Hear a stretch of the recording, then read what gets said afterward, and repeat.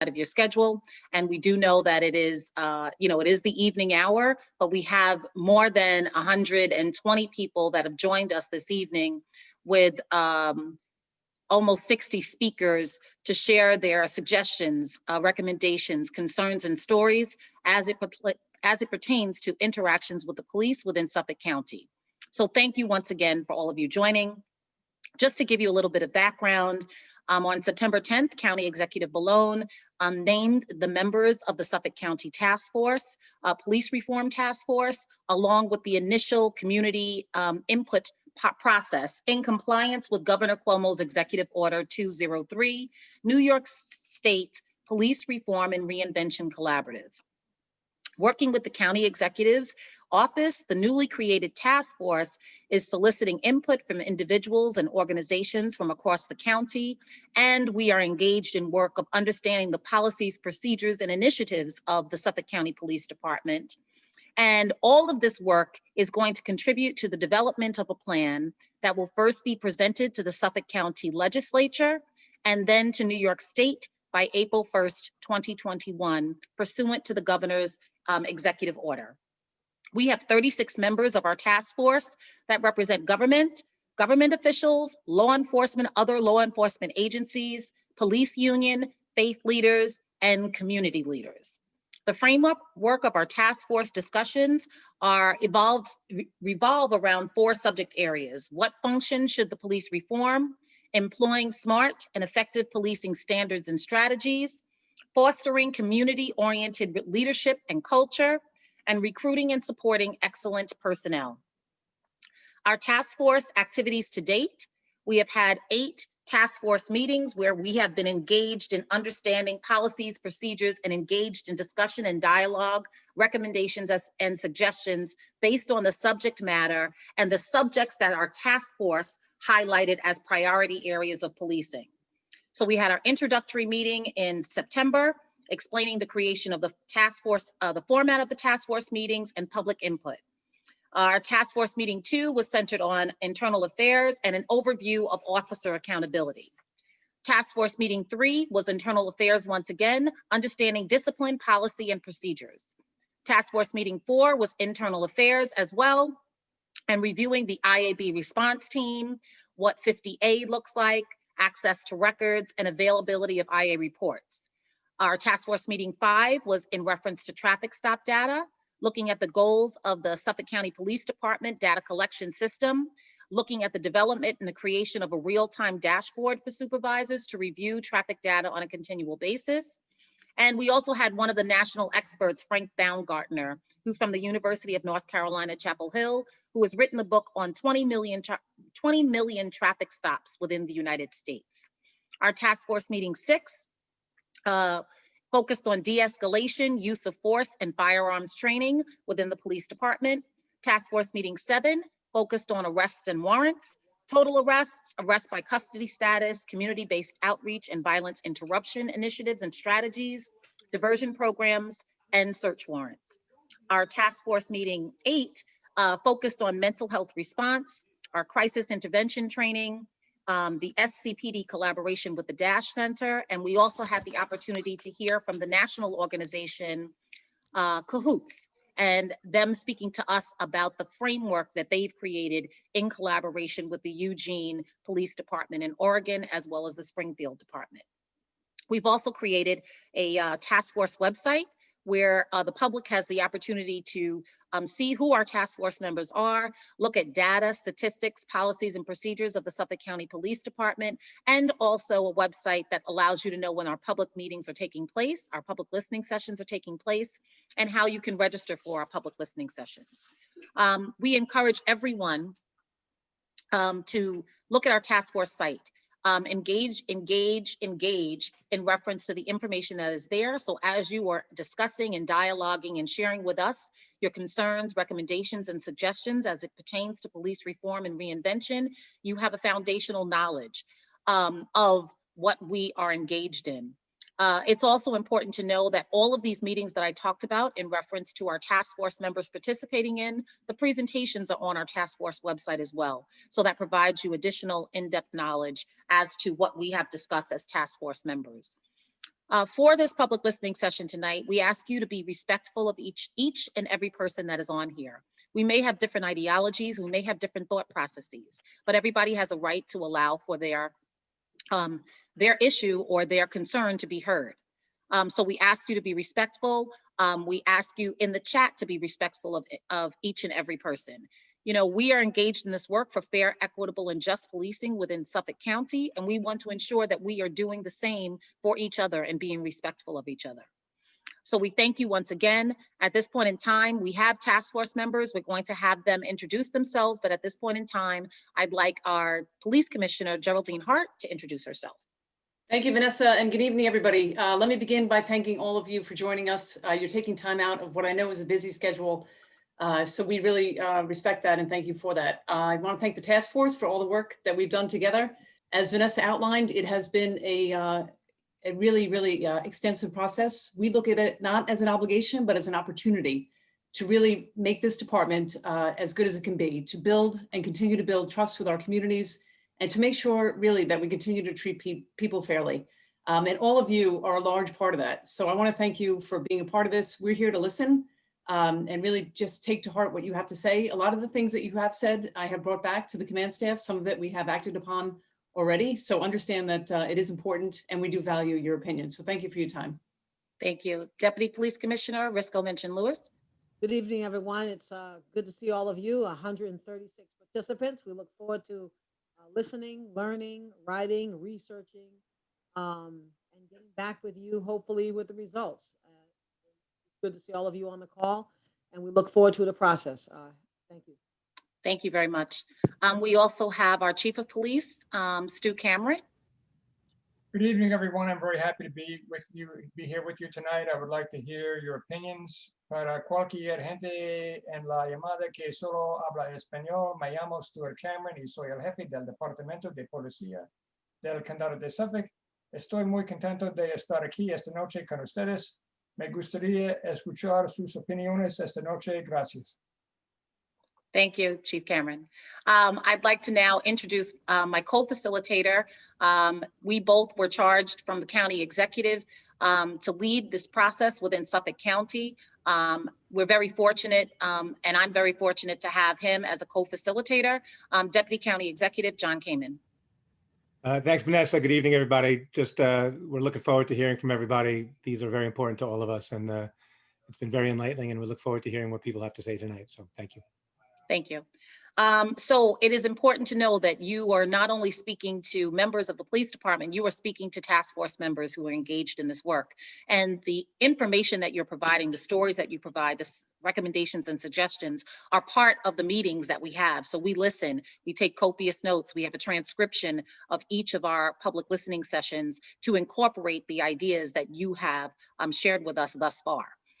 So at this point in time, we ask for brief introductions of our task force members. I will call upon you, and if you could briefly introduce yourself so that the public is aware of who our task force members are and who are listening this evening.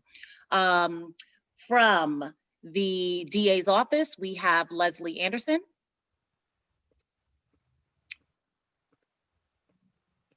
Okay, Leslie, I know she's listening. She may not be able to be on camera, but Leslie Anderson is representing the District Attorney's Office. We have Legislator Jason Richburg. Good evening, everyone. Jason Richburg, he, him, his. I'm a legislator for the 15th Legislative District, and I'm here to listen to what you have to say and your perspectives, and thank you all for coming. Thank you. Retha Fernandez. Good evening, everyone. I'm Retha Fernandez. My pronouns are she, her, hers, and Aya. I serve as the Chief Diversity and Inclusion Officer for Suffolk County. Thank you for being here, and I'm here to listen. Kathleen King.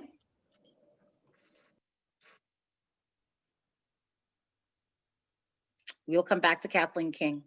Christina Vargas. Hi, good evening, everyone. My name is Christina Vargas. I'm the Chief Diversity Officer and the Title IX Coordinator at Suffolk County Community College.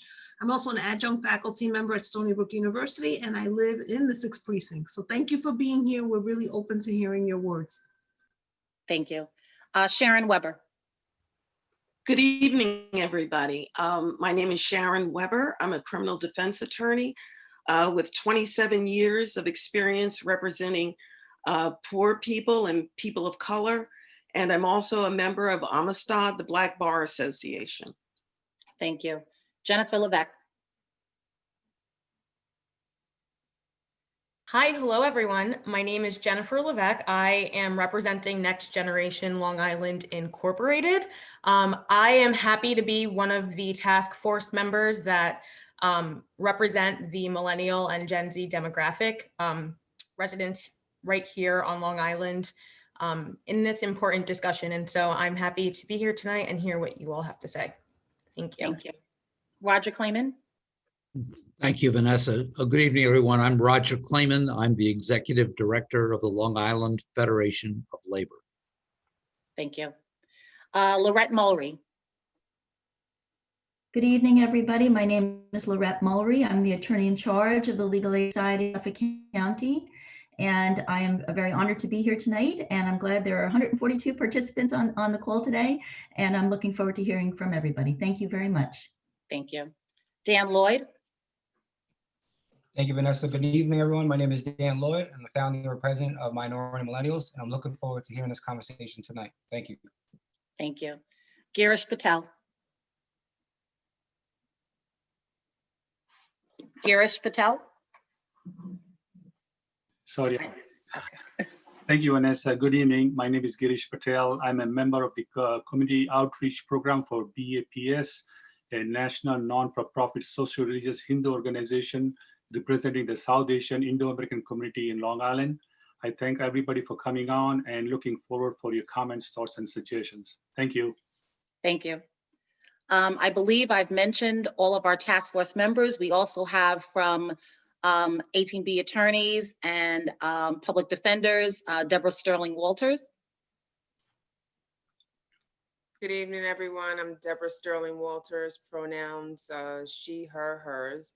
And I'm honored to represent Legal Aid Society alongside as designee for Miss Lorette Mulry, and just like to hear what everyone has to say. Thank you so much. Thank you. Linda Perdomo Ayala. Hi, good evening. I'm Linda Perdomo Ayala. I am the chair of the Suffolk County Human Rights Commission, and I'm very happy to be here and listening to everyone's comments. Thank you, Vanessa. Thank you. Serena Ligori. Good evening, Serena Ligori, the Executive Director of New Hour for Women and Children Long Island, she, her, hers. Sorry, my son is making noise in the background. But I just wanted to echo what Vanessa said very quickly, which is that as a task member, the conversations and the public comment are taken very deeply and heartfeltly, and we discuss it at length, and appreciate all of you being with us. Thank you. Thank you. Pilar Moya. Thank you, Vanessa. Good evening, everyone. I'm Pilar Moya Mancera. I'm the Executive Director of Housing Help.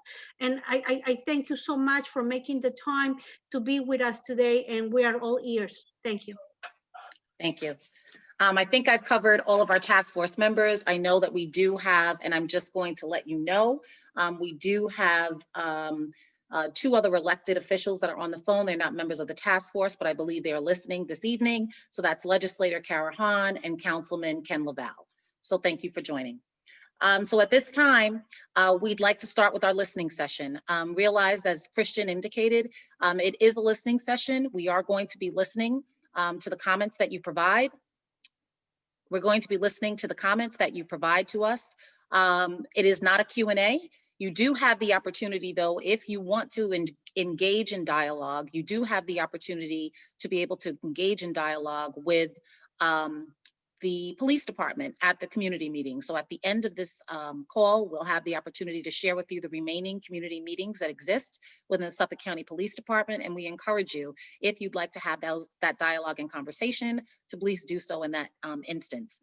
If you'd like to share resources with us or research that you have, please feel free to do that in the chat, and we will write down and make sure that we have the resources and research that you would like to share with the task force members. So at this time, we'll start our listening portion. I will call your name. I'm going to call you by speaker 1. If you do not respond, I will add your last name to it. And then from there, we will continue. You have 3 minutes for your public comment. And if what you're presenting to us goes above and beyond the 3 minutes, we ask that you have the opportunity to share that information with us at public.input@suffolkcountyn.gov. That has to deal with the public comment that you're providing, in addition to any other information that you would like for us to have.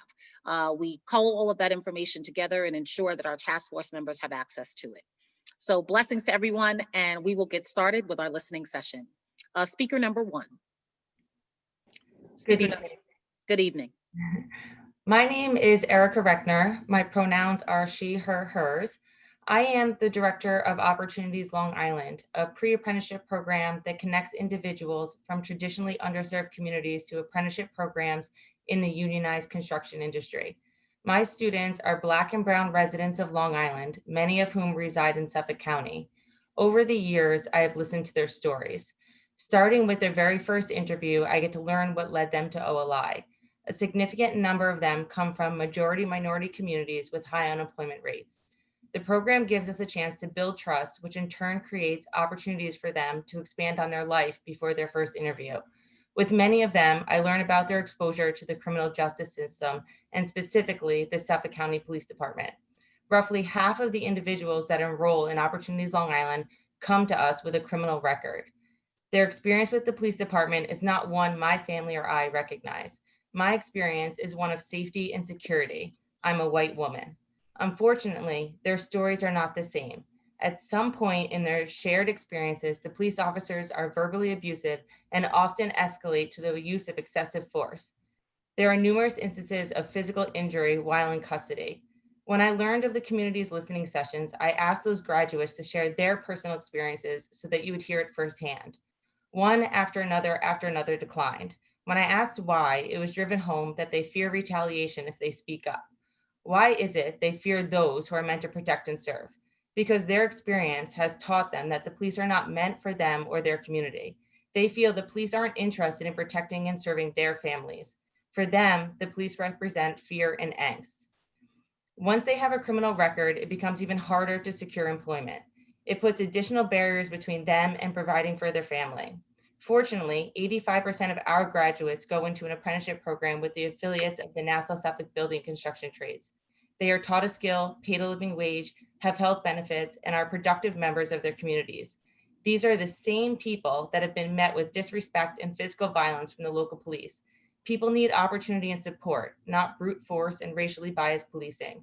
They want to work as evidenced by their success despite the burden of a criminal record. They just want to provide for their families like you and me. I share their experience and hope that positive change comes from the work of this task force. I hope this police department is willing to listen. I applaud all who are able to come here to share their stories without fear of retaliation.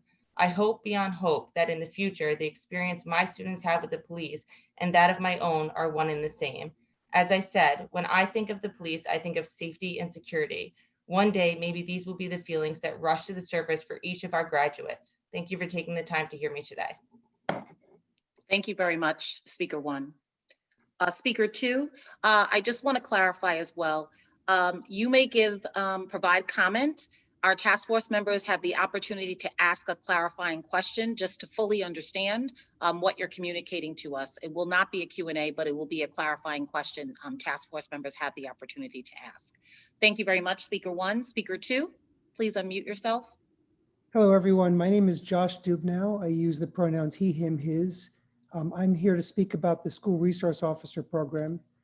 I'm a resident of Huntington and a parent of a child in the public schools, and I have grave concerns about the SRO program and feel strongly it should be discontinued permanently. We all know that as children reach adolescence, they can engage in unwanted behaviors that can require disciplinary action, but discipline of normal, unwanted adolescent behaviors is not a police matter. It's a matter for parents and for skilled educators. This discipline is done from love and caring. If my child were to do something against school code of conduct, for example, if she were to smoke pot or vape in the bathroom at school, I would want her teachers and her principal to be involved in appropriate disciplines that the behavior was prevented from happening again. And I would want also to be involved as a parent. I would not want a police officer who happened to cross the smell wafting out of the bathroom to handcuff her or even to refer her case to the local precinct. This is a totally inappropriate way for our children's school discipline to be handled. The ACLU has done actually quite extensive analysis of national data for SRO programs across the country. We know that generally speaking, the following things are true. One, when an SRO is involved in discipline, the risks of escalation to physical confrontation skyrocket. Two, all children of having their teenage behaviors criminalized, SROs are disproportionately used to discipline Black and Latino kids. And third, children with disabilities are at a far higher risk to escalatory discipline by SROs than when discipline is carried out by trained school personnel. The defense that I often hear from proponents of these programs is that in Suffolk County, they're rarely used to make arrests, rarely used for physical restraint of children, rarely have cases where children are handcuffed or referred to the local police. We're told that they provide an important means to protect our children from violence or to reduce crime. The problems that I have with these arguments is that I do not believe them for two reasons. First, they fly in the face of all of the data that has been collected from SRO programs across the entire country. And second, our SRO program in our schools do not appear to collect such data with an appropriate depth and care, nor do they share the data they have collected with an appropriate level of transparency. So I'm being asked as a parent to just accept that our SRO programs are different from those in the rest of the country, despite this appalling lack of transparency. And so I'm asking that the SRO programs be discontinued permanently. Thank you, Speaker 2. Speaker 3, please unmute yourself. Speaker 3, last name Nattel. Speaker 3, last name Nattel. Speaker 4, please unmute yourself. Hi, can you hear me? We sure can. Hi, my name is Erin Zitman. I use she, her pronouns. I live in Stony Brook. I hope I'm not repeating anything. This is my first meeting that I've attended, so I still have to delve deeper into the work that the task force has been doing. So I only wanted to offer a comment because I see that there's a lot of people in my social sphere and also on Long Island that are still angry and hurting, and that a lot of other people are having trouble listening. So as my comment, I only wanted to implore you to listen to the people who are tired of having the resources drained from their communities and their bodies abused, and to listen from a place to see that they want a safer world as well, not only for the white and wealthy communities. I implore you to see that they are simply asking for the resources that communities like mine already have, and for the safety and agency over their bodies that people like me have had the privilege to have. And lastly, I hope you understand that they are envisioning a future where we don't have to endanger the lives of citizens or officers, and where we can take responsibility for ourselves and each other, and where we can treat the roots of problems instead of punishing them. So please ensure that policy is focused on investigating and treating problems that cause crimes within individual communities, instead of relying on policing to address their unique issues.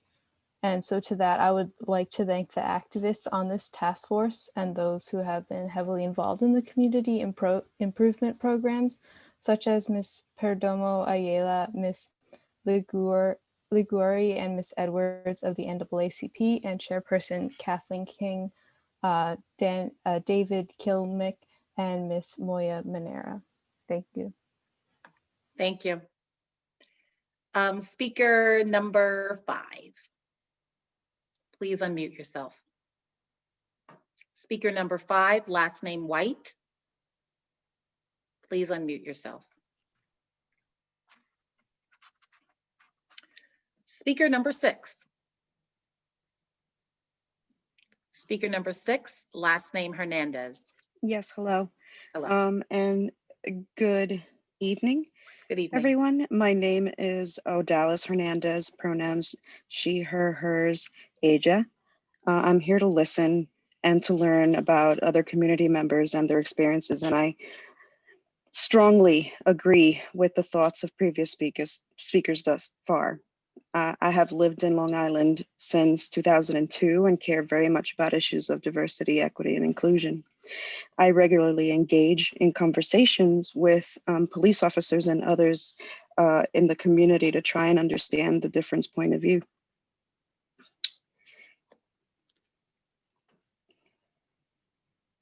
I know how it feels to be stopped and treated as someone who is up to no good from the get-go.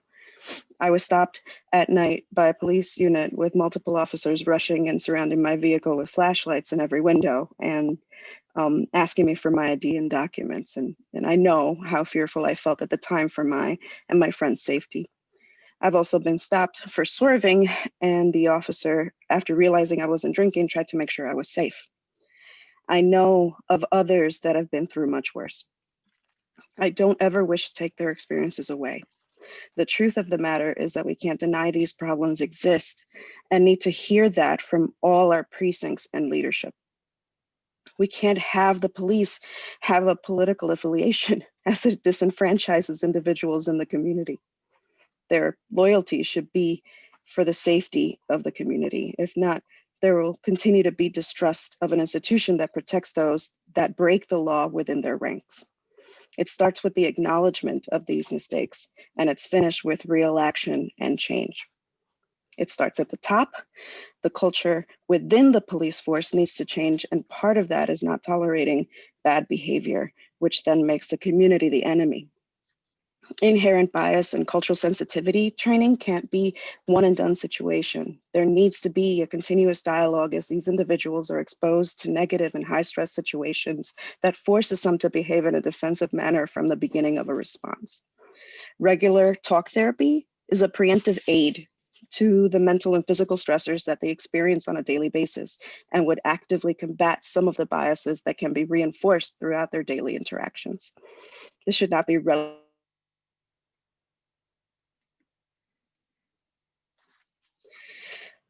I'm sorry. Explore. Six, you went in and out. So maybe the two sentences you said. I'm so sorry. So I was talking about regular talk therapy. Right after talk therapy. Right. This shouldn't be relegated to after an incident happens, as it further adds to the stigma of mental health. Explore further training and recertification on de-escalation and physical restraint programs akin to employees that work with high-risk populations such as SCIP training, MANT, and PMT. These employees are held to an extremely high standard and ensure that they can account for the safety of the people that may be self-harming or aggressive while keeping the individual in crisis safe. And to conclude, okay, go on. I just suggest that officers get involved in outreach efforts with the community and that they engage with people of color, with minorities and individuals with disabilities, giving them the opportunity to change those relationships. Thank you. Thank you very much, Speaker 6. Speaker number 7, please unmute yourself. Speaker number 7, last name. I'm here. Thank you. Hello. Good evening. Thanks for the opportunity to speak. My name is Gail Lynch-Bailey. I'm the president of the Middle Island Civic Association. And as a civic president, I regularly interact with many members of the Suffolk County Police Department. I value the relationships I have built with the inspectors, COPE, and community liaison officers, and others. Whatever reforms are put into place, I hope we don't lose some of what's already working in these relationships. Community policing is still essential. Police attendance at local civic meetings and the monthly precinct community meetings are very important. This is where we can get the facts, ask questions, voice complaints, and most significantly, report local problems and specific issues, often in confidence. One reform I suggest is uniformity on how recent crime data is distributed at monthly precinct meetings. Middle Island is covered by 2 precincts, and while the facts are given at both meetings, at one, a PowerPoint presentation is presented that really details a lot of statistics and makes comparisons from one year to the next very compelling. This emphasis on data-driven communication should be in place at all precinct meetings. I don't attend all of them, but I realize each inspector has his or her own style, but having numbers and locations up there on a screen really helps. And if those monthly stats could then be posted somewhere, like on the Suffolk County Police Department website, for us to refer back to, that would also help. Data provided to the community should also be expanded. This is my second reform suggestion, to include relevant demographic, racial, and sexual breakdowns where appropriate. If the goal is to eliminate potential bias as much as possible, we do need to know people's races, ages, and sexual orientations. For example, yesterday, I learned that 216 arrests were made in my local precinct in November. I know that there were 252 charges, 5 were for assaults, 2 for burglaries, 2 for robberies, etc. But I don't know how many of the people who were charged were persons of color. I think the police probably know that, and I want to know that too. Real police reform must be data-driven, and that data has to include honest breakdowns of who is being charged and where the charges are taking place. The good news is we already have the tool to do this type of reporting. Indeed, the 6th precinct in particular is doing a superb job here already. Now we need to expand it and use it uniformly throughout Suffolk County. My suggestions should in no way be misinterpreted as a lack of support for the police on my part or the civic I represent. I have great respect and admiration for the vast majority of the police who continue to do such a good job of protecting us every day. And I pray for all of us, the safety and good health of everyone in Suffolk County. Thank you, ladies and gentlemen. Thank you, Speaker 7. Speaker number 8, please unmute yourself. Hi, so I'm just going to, as a community member that does a lot of activity within the communities, I find that the 6th precinct especially have been very involved with everything that has been going on. Everybody in the community knows them, they're welcome, they're always in there talking to other people. And they've made a big impact on youth that I've seen. They're willing to come out and do a lot of things. I know because of what has been going on, they haven't had the opportunity as much, but I think that's something that needs to continue because the impact is great, where kids and youth are seeing that they are there, they're friends of theirs, they're there to work with them, alongside of them, and they're helping bring everybody in the community together. As a parent of a child with special needs, who she has major anxiety and travels alone, was always saying, what do I do if I get lost or I have a problem? And our thing was about going to the police officer. And she said, I don't know what to say. I'm afraid because of everything she hears on the news. I did reach out to the 6th precinct and they were very welcoming. She was able to come in. We went in the back. She talked. She had millions of questions. And it was really eye-opening for them as well as to what some of the issues are. And, you know, things that maybe not have been thought about. And maybe that's just something that we can help them with, dealing with people that have special needs as well. But I have to say, as a compliment, they were wonderful. Being that she's now like an adult, that she's been living with this all these years, they were just so welcoming to her, and specific questions that she asked them, they sat and they, for hours, really answered her. And I'd like to compliment them on that and hope that we can continue that dialogue with them and let people in the community know that they are approachable. Thank you. Thank you very much, Speaker 8. Speaker number 9, please unmute yourself. Good evening, everyone. My name is Miles Hollingsworth. I use he, him, his pronouns. I'm grateful to serve as the president of the NAACP Youth. During the length of my speech, I'll be explaining how damaging SRO officers are to students and especially students of color. No comments regarding the consequences of police in schools, specifically the School Resource Officer Program, would be complete without mentioning, would be complete without a discussion of the school to prison pipeline and how deeply damaging this process is to students in many ways.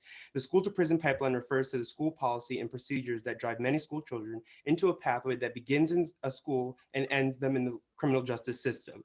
Zero tolerance policies mandate harsh penalties for even a minor disciplinary issue, talking back the violation of a dress code, which can lead to school suspension. For schools with school-based policing SRO programs, these same issues can lead to students' arrest because school discipline and the criminal legal system have been intertwined. Harsh school discipline policies.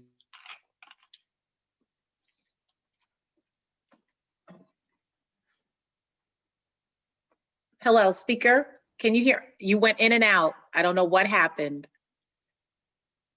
We had harsh. You had harsh school policies. Hello, can you hear me? Yes. You can hear So me? I think we, Sorry. yes, we lost you at harsh school policies, if that's helpful. Okay. Data from the Department of Education's Office for Civil Rights shows that Black students are suspended and expelled at a rate 3 times greater than their white peers. For those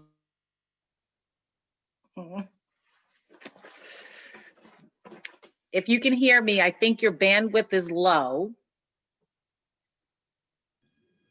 Speaker 9. discipline, expulsion, for example, can lead to a fully damaged high school career. No longer can I play sports and get a sports scholarship because I'm off the team. No longer can I participate in student gov and possibly land an internship. No longer can I reach out to opportunities with the same effort as non-disciplined students. Why? Because of a minor policy break. Immigrant students face an additional consequence of school-based policing through the school to deportation pipeline. Like the school to prison pipeline, the deportation pipeline, fueled by aggressive immigration enforcement, has made school an increasingly risky place for undocumented students. Infractions that typically were handled by school personnel now involve the SRO officer, which may lead to ICE involvement. Students who aim for higher, dream for more, and work just as hard as other students are profiled, subjective, and disproportionately led. Thank you for your time. Speaker 9, can I ask you, I know you had prepared remarks, if you would be willing, because you went in and out a couple of times and we want to ensure that we hear everything that you were sharing with us. If you could email that to public.input@suffolkcountiny.gov. We'll put it in the chat one more time, and we want to ensure that we get everything that you communicated to us. So sorry about the Wi-Fi. Thank you, I will do that. It's okay. Thank you very much, and we appreciate you. Thank you. Speaker number 10. Good evening, everyone. Good evening. My name is William Key, and I am a Long Island Federation of Labor board member, as well as a vice president for the Healthcare Union 1199 SEIU. And I've had experiences in the past that do not equal anywhere near what we have witnessed over these last few years. So I am really just commenting on the fact that I'm happy that this task force has been formulated. I'm very happy to be a part of the Long Island Fed, where we have a representative on the task force and we can try to help affect change in these areas. I am really wanting to encourage all that are listening, the task force and all of our leaders, to put forth the 1000% effort to make this work. Let this not be something that the governor put forward and we're just going through the motions. I really want to be a part of helping the communities bond together to get away from this dangerous rhetoric that I've been a Suffolk County resident for almost 50 years, and it has never been this bad. Things have happened, things have come up, but it's never been this bad. And I am really more speaking just to encourage us to continue on the path and continue listening to the folks that are having issues. When I did invite my team to take part in these calls, I really was taken aback at the extra amount of pain that they're in, to the point where they felt that even speaking about their issues would not help. And that made me want to get into this even more, because, you know, if you don't have a platform to speak, and if you don't have an opportunity to speak, you're right, you're not going to get any better. But if you do have it, we have to take advantage of it. So I'm really in an encouraging mode, as I have law enforcement all throughout my family also. So my heart flutters whenever I hear of an officer being injured. My heart also flutters and breaks when I hear of Black and brown and minority Americans being taken advantage of at some time. So thank you for the opportunity to speak. I am very, very excited and hopeful about what this task force can do in the future and make it real. Thank you very much. Thank you very much, Speaker 10. Speaker 11, please unmute yourself. Yes, can you hear me? We sure can. All right, my name is Edward Smith. Thank you for having me here this evening. I am a member of the Brookhaven Town Democratic Committee. And as such, I'm also the 5th district leader of the Patchogue area, Patchogue, Holbrook, Medford. So I want to relate a story of something that happened to me this year and how I wound up interacting with the police and how I was a little bit disappointed. In March of this year, I was collecting signatures. I was petitioning the public to help get our candidates on the ballot. That's how democracy works in this country. Little did I know when I stepped on the property of former police lieutenant from New York City, John Kilgan's property, that 3 minutes later, I would be face down on the sidewalk with my arm broken into 13 pieces. I walked onto his property, knocked on his door. I was asking to speak to his wife and daughter, who were both registered Democrats. And I was going to ask them for their signatures on a petition to help our candidates get on the ballot this year. So I knocked on the door, I asked for them. Then I saw Mrs. Kilgan in the background. I knocked on the door again. Mr. Kilgan came charging out the door, threw me off the stoop, broke my arm in 13 pieces, screaming at me to get off his property, and left me lying there, and went back in the house and left me lying there crying, calling out for help from somebody in the public. So when the police arrived, they all shook hands, patted each other on the back. I was told that he was being charged, he was going to get a ticket for harassment. If I pressed charges, he would get a ticket for harassment, but I would be arrested for trespassing. So I believe it was assault because of the injuries that I received. And I'm disappointed when the police interviewed me. They brought me into a investigation room with shackles on the walls and sat me down. Police in the precinct were watching Fox News. Every time I went there, they're sitting there watching Fox News. So I did not get the feeling that they were on my side.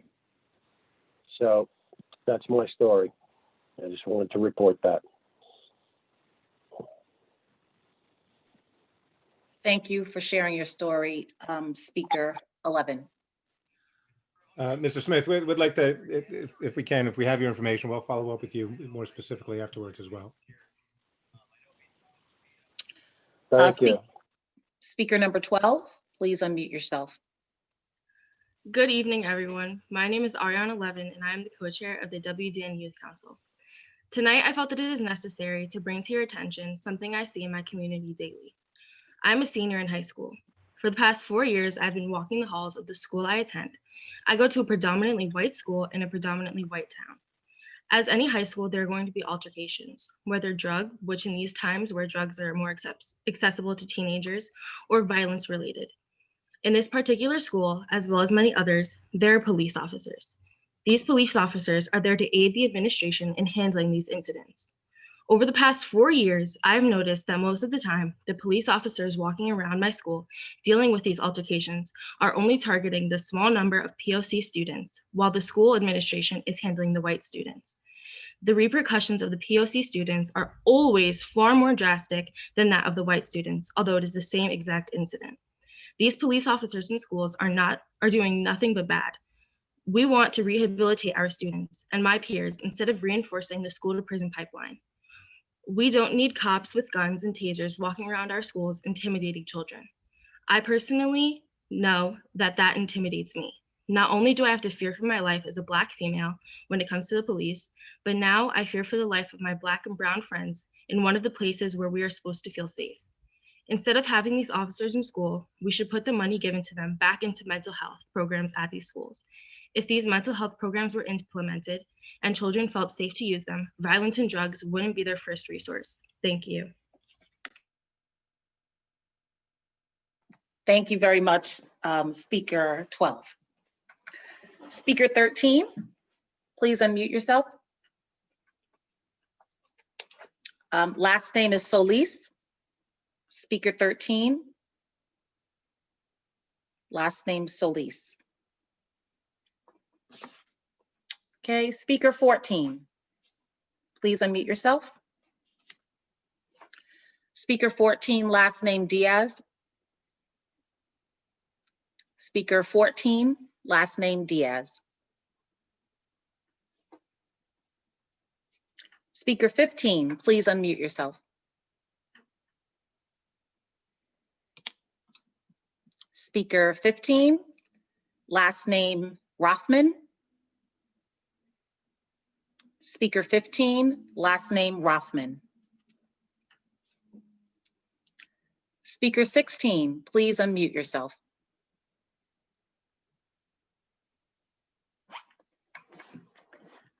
I believe Speaker 16, last name is Tejada. Oh, I'm sorry. I thought it was 6. I had to get 6, but okay. So there's 3 things that I wanted to say. No problem. And I have to write them down because I have a toddler and she's always interrupts. So the first thing I wanted to start off was with this blue wall of silence that I'm experiencing as a researcher.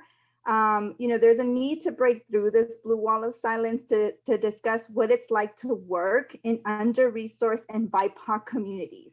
This will help establish a two-way communication for how to improve policing. And it would allow these police officers and their colleagues to learn the histories of the communities they police. I can definitely speak on behalf of the Salvadoran community and tell you that learning the history is super important, especially because Salvadorans have a history of violence, of policing in their countries. So this blind loyalty that I see about sort of staying quiet or no comment cannot be a requisite for any professional job. So I urge the leadership to take a reflexive look within. And with that, I also commend Speaker 6 for talking about the importance of talk therapy. And research can be a form of talk therapy, and police officers and leadership need to step up and be part of the research process as well, instead of being silent. I can tell you I've been trying to recruit someone to be part of my study for the past 1.5 years, and I haven't been able to successfully get that. Number 2, racism is profit-driven. Therefore, police actions and inactions work through racialized lenses. Hotspots, racial profiling, broken windows are tactics that drive profit into the police institution to serve mostly white pockets and some minority ones as well. And this is at the expense of BIPOC communities. So adding more money to police while not investing in other infrastructure needs to be reconsidered. And my last point is regarding SROs. SROs are central to the experience of feeling and being over policed. So the data at hand really needs to reflect and do a better job in identifying patterns that point to racial discrepancies and long-term consequences such as prisons and deportations. And with that in mind, I'd like to sort of point out to this last PowerPoint slide that was available from the task force, where it talks about mental health at the topic. And so I'm wondering, why can't there be that level of detail when it comes to SRO cases? Because all we see is a number, and that number is too high for Hispanic students. Thank you. Thank you for sharing, Speaker 16. Speaker number 17, if you can unmute yourself, please. Speaker 17, last name McGee. Speaker 17, last name McGee. Speaker 18, please unmute yourself. Good evening, everyone. My name is Michelle Caldera Kopp. My pronouns are she, her, and hers. I'm the managing attorney for the Long Island office of the Safe Passage Project. I'm an immigration lawyer. I represent children who live on Long Island. And I'm also the parent of 2 children who attend public schools in Suffolk County. I'm also the wife of a public school teacher. I am opposed to police officers in public schools. We must end the school resource officer program. School resource officers undermine the safety of our children in their schools, and they especially harm Black, Latinx, immigrant, and other marginalized children. As an immigration lawyer, I know that school resource officers on Long Island have caused the wrongful detention and deportation of our students. School resource officers have gathered information and shared it with immigration authorities, who then pick up and deport our students. Sometimes they avoid the criminal process altogether and turn children directly over to immigration authorities for deportation. Only through years of fighting in courts have we begun to learn about the flimsy and unsubstantiated allegations made by school resource officers in Suffolk County that immigration authorities have relied upon to deport children away from their families. In a shocking number of these cases, the sources of information used against these children have been school authorities working directly with school resource officers. Children have been detained, transported far from their Long Island homes, and deported based on notebook doodles, their clothing choices, and purported associations with classmates who are considered dangerous.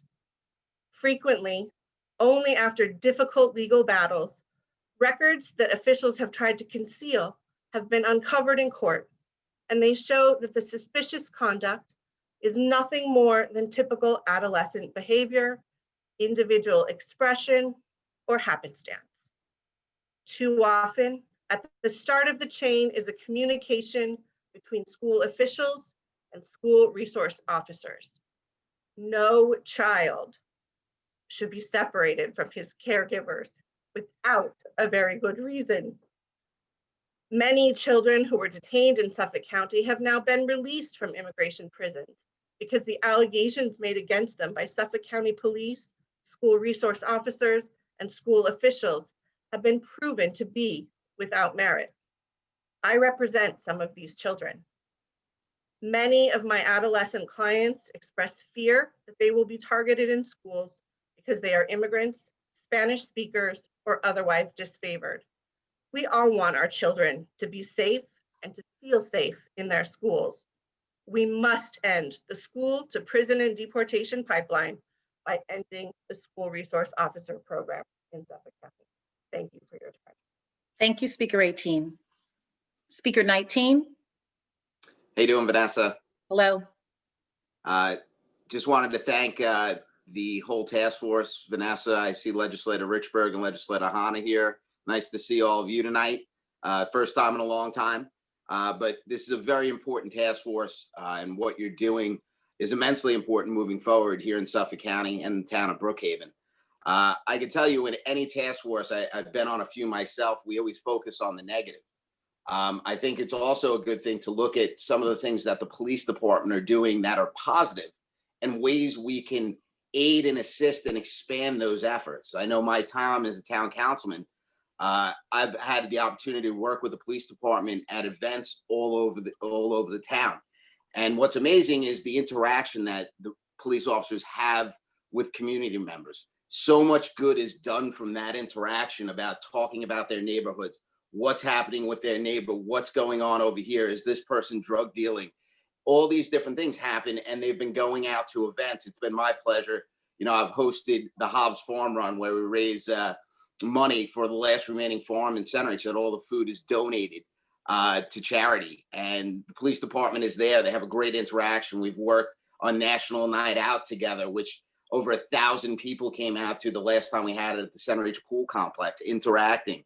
You know, just last week we worked with Operation Medicine that the police department has at Sachem Public Library. It took 60 pounds of prescription medication off the streets. Hundreds of residents came out and talked and discussed. These are all things that we need to continue to have our police department out there doing events, interacting, because that will really support the mission of what I think our police department is here to do, and that is to support our residents and keep us safe. And I think personalizing and humanizing our officers to residents will really help establish that.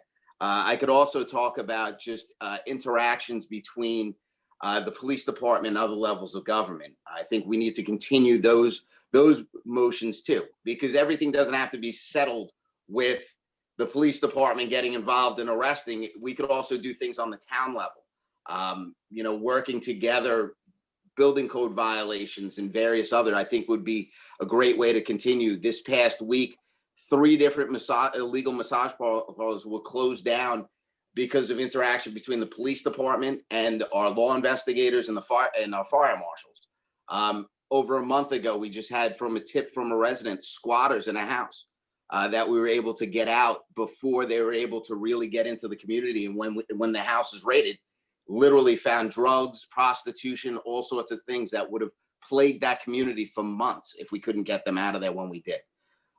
Just because my time is finishing up, I just want to thank you all, members of the task force and everybody who was on the call tonight, for being a part of this process and continuing to try to make Suffolk County a better place. So thank you all. Thank you, Speaker 19. Speaker 20, please unmute yourself. Hello, I'm William, he, him, his pronouns. The people of Suffolk County want to be able to trust our police.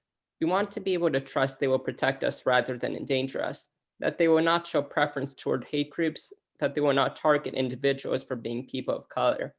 We want to be able to trust that Long Island police will not brutally assault Long Islanders like Akbar Rogers and Devon and Tony, that they will not kill teenagers like 19-year-old Matthew Felix, who was shot without warning when he stopped his car at an intersection. We want to be able to trust that when officers commit these crimes, police departments will act as swiftly in pursuit of justice as if these crimes were committed against officers.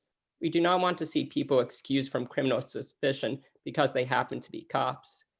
There's a recent incident of police misconduct not too far from where I live that I want to mention.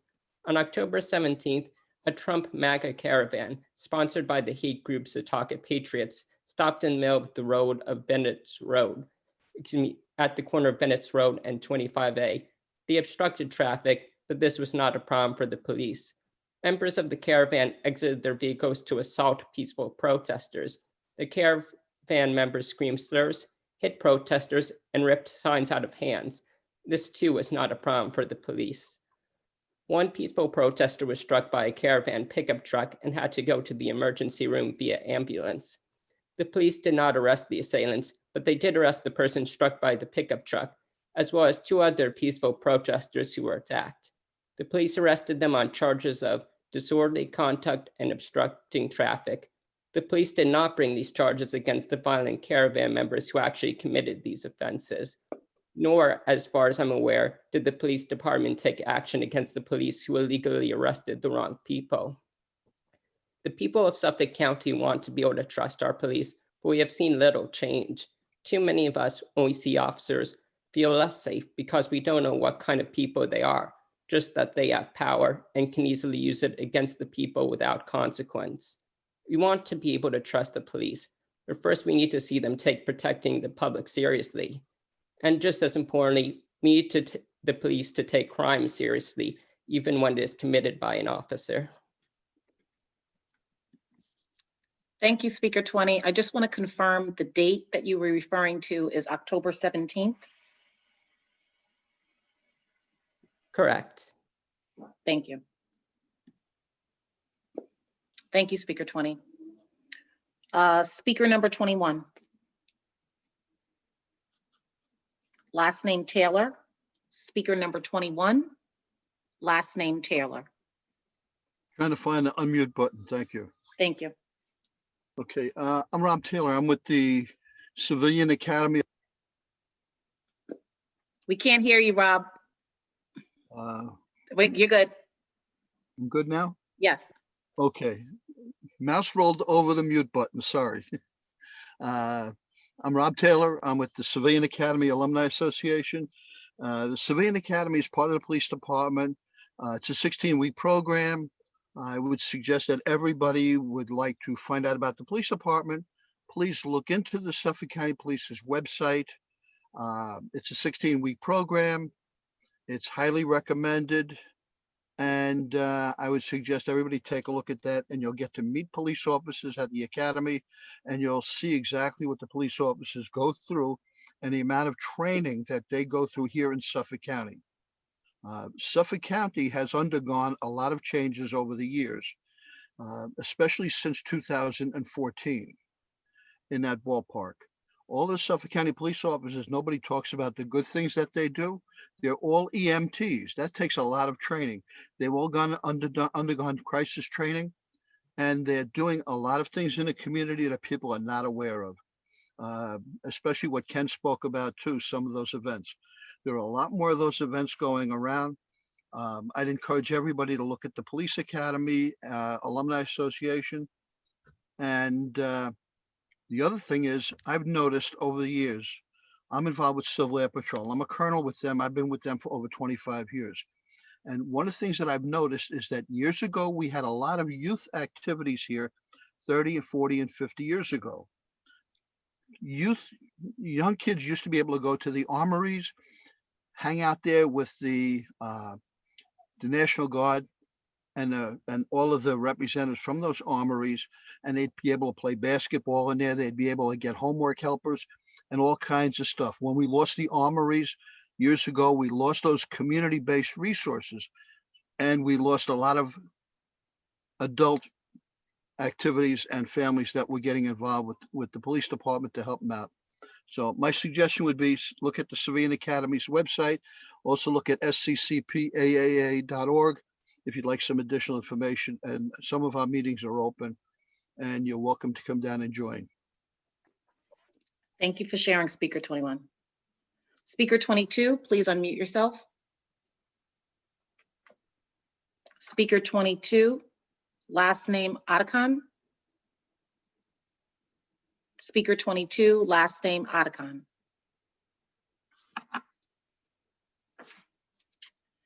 Speaker 23, please unmute yourself. Speaker 23, last name Gardner. Speaker 23, last name Gardner.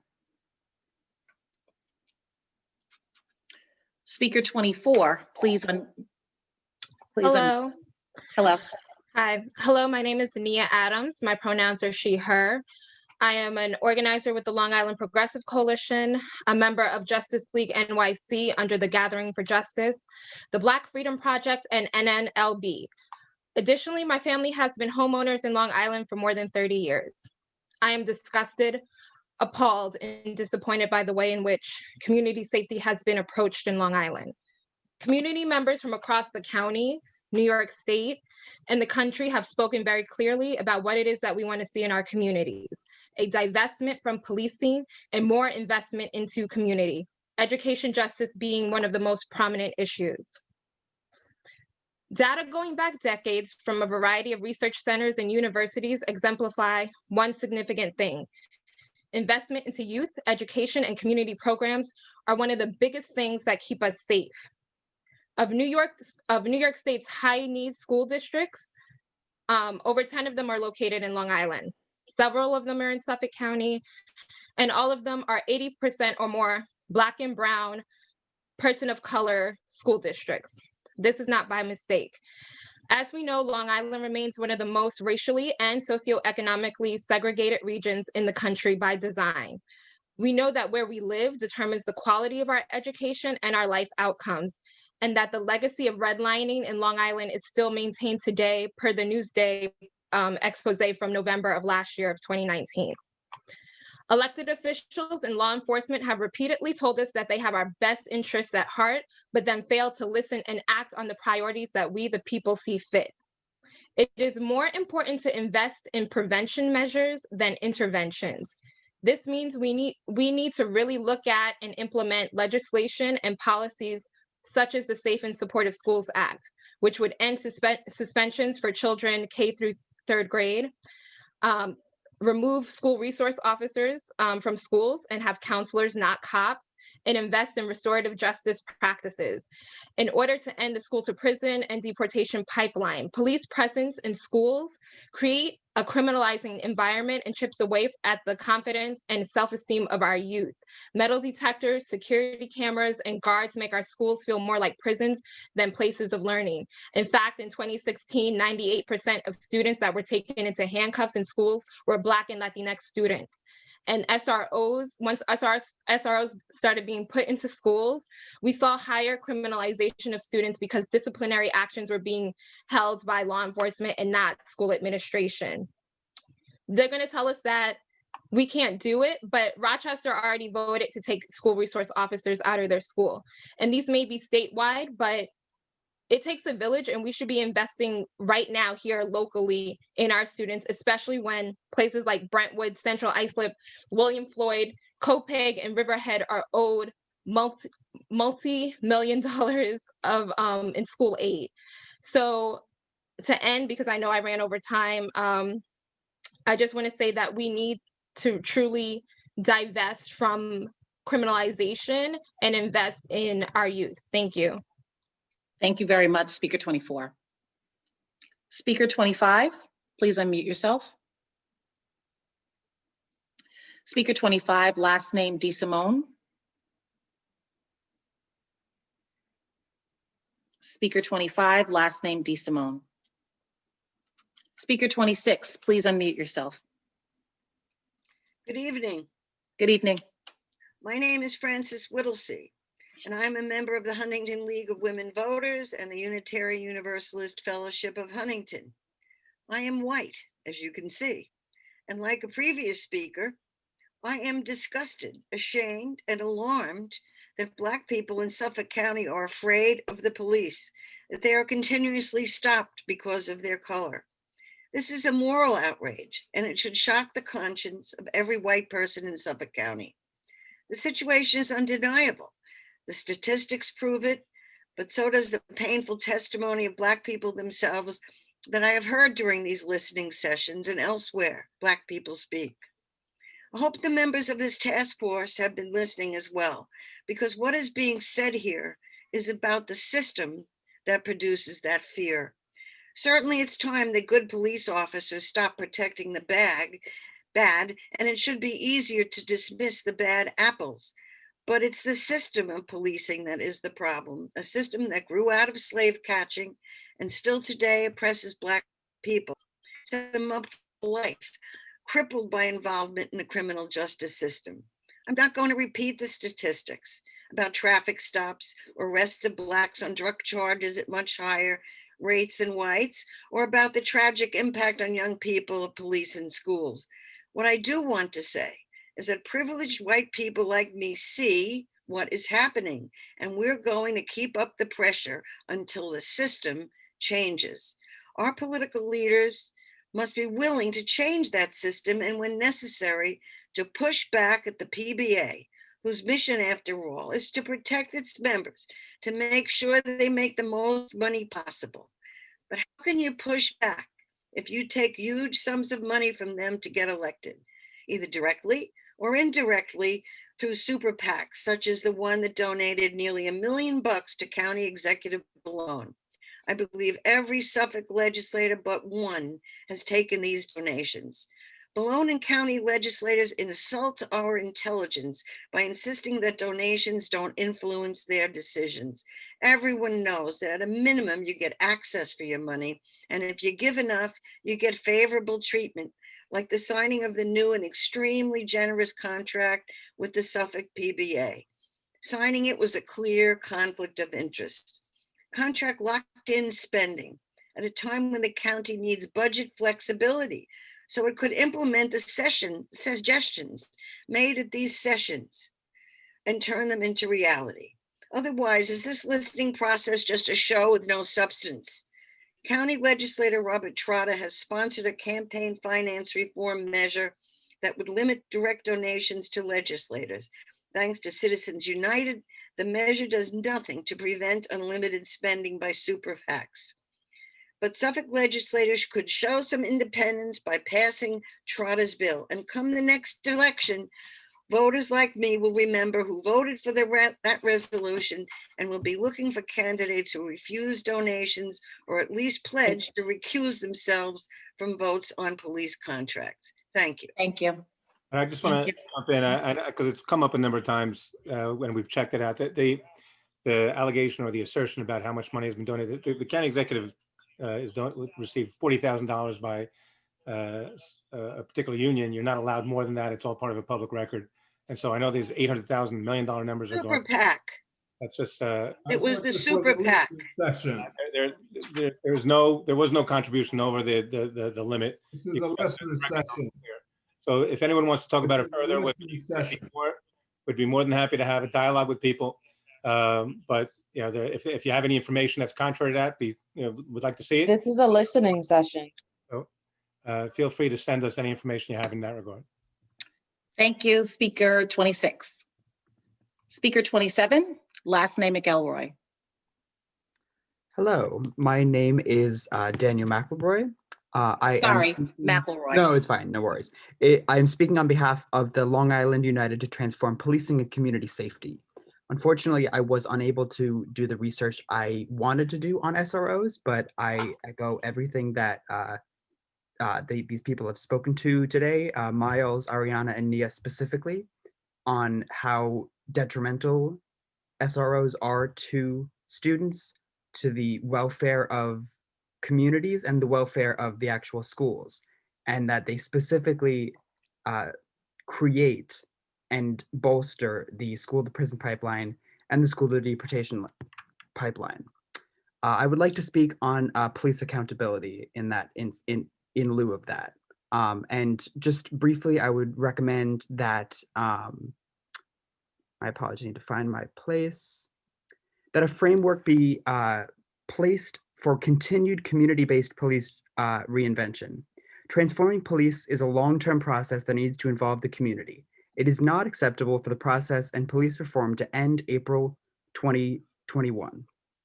It is important that this be an ongoing process so that there's more communication between the community and law enforcement.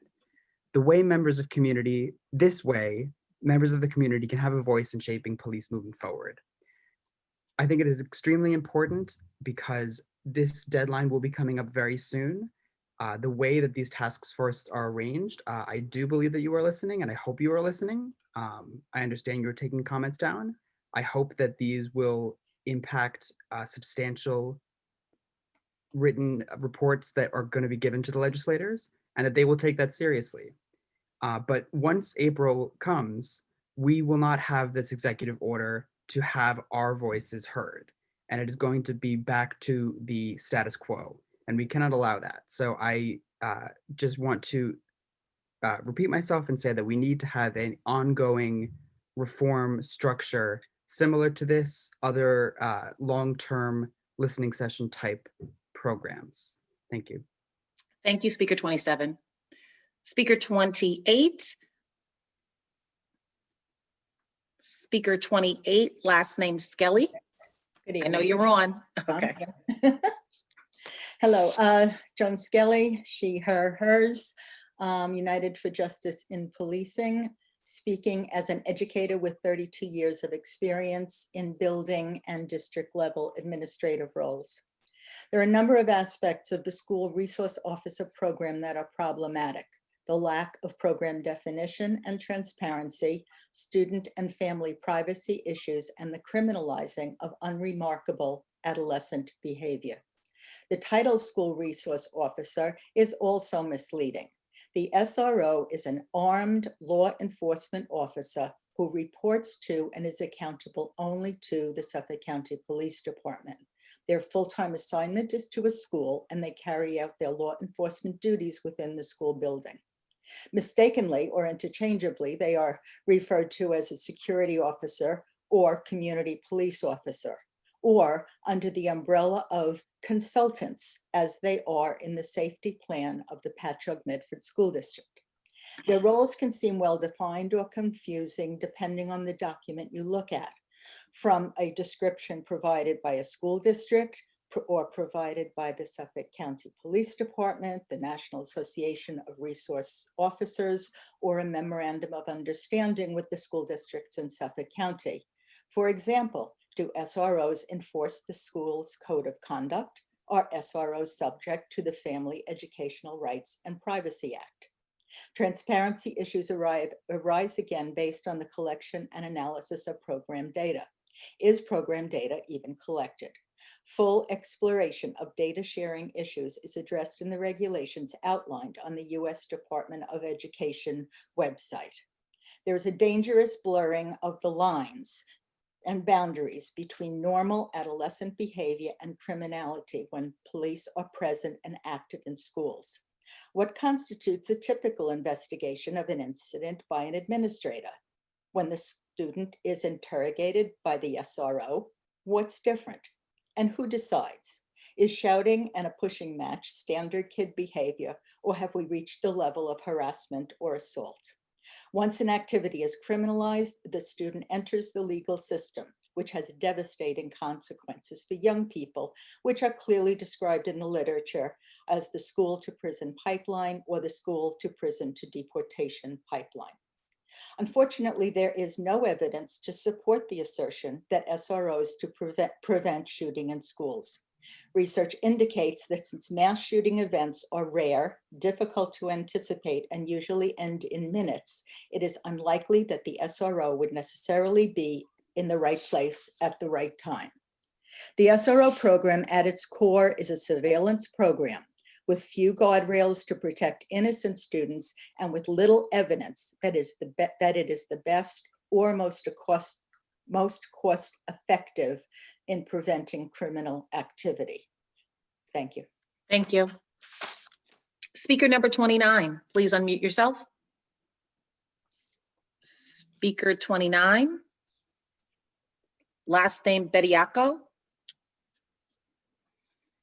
Speaker 29, last name Bediako. Speaker number 30, please unmute yourself. Good evening. My name is, now I know you can hear me. My name is Deborah Little. She, her, hers pronouns. I'm with United for Justice and Policing, and I'm speaking on SROs.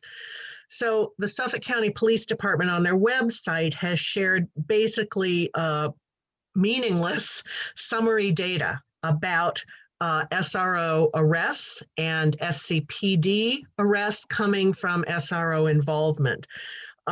For example, they said they had 18 SRO arrests in 2018, 5 in 2019, and 0 this year.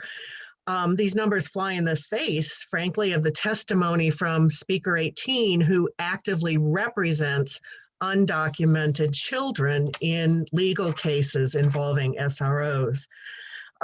Data, you know, is the actual information that's collected, and Suffolk County Police Department has, frankly, an abysmal record of data collection with integrity. If we continue an SRO program, we would want to know what's really happening. So there should be case-by-case descriptions of each arrest with age, race, ethnicity, gender, the school, the grade, the reasons for the arrest. We should know if arrests happen on school grounds or are made in the community based on SRO information.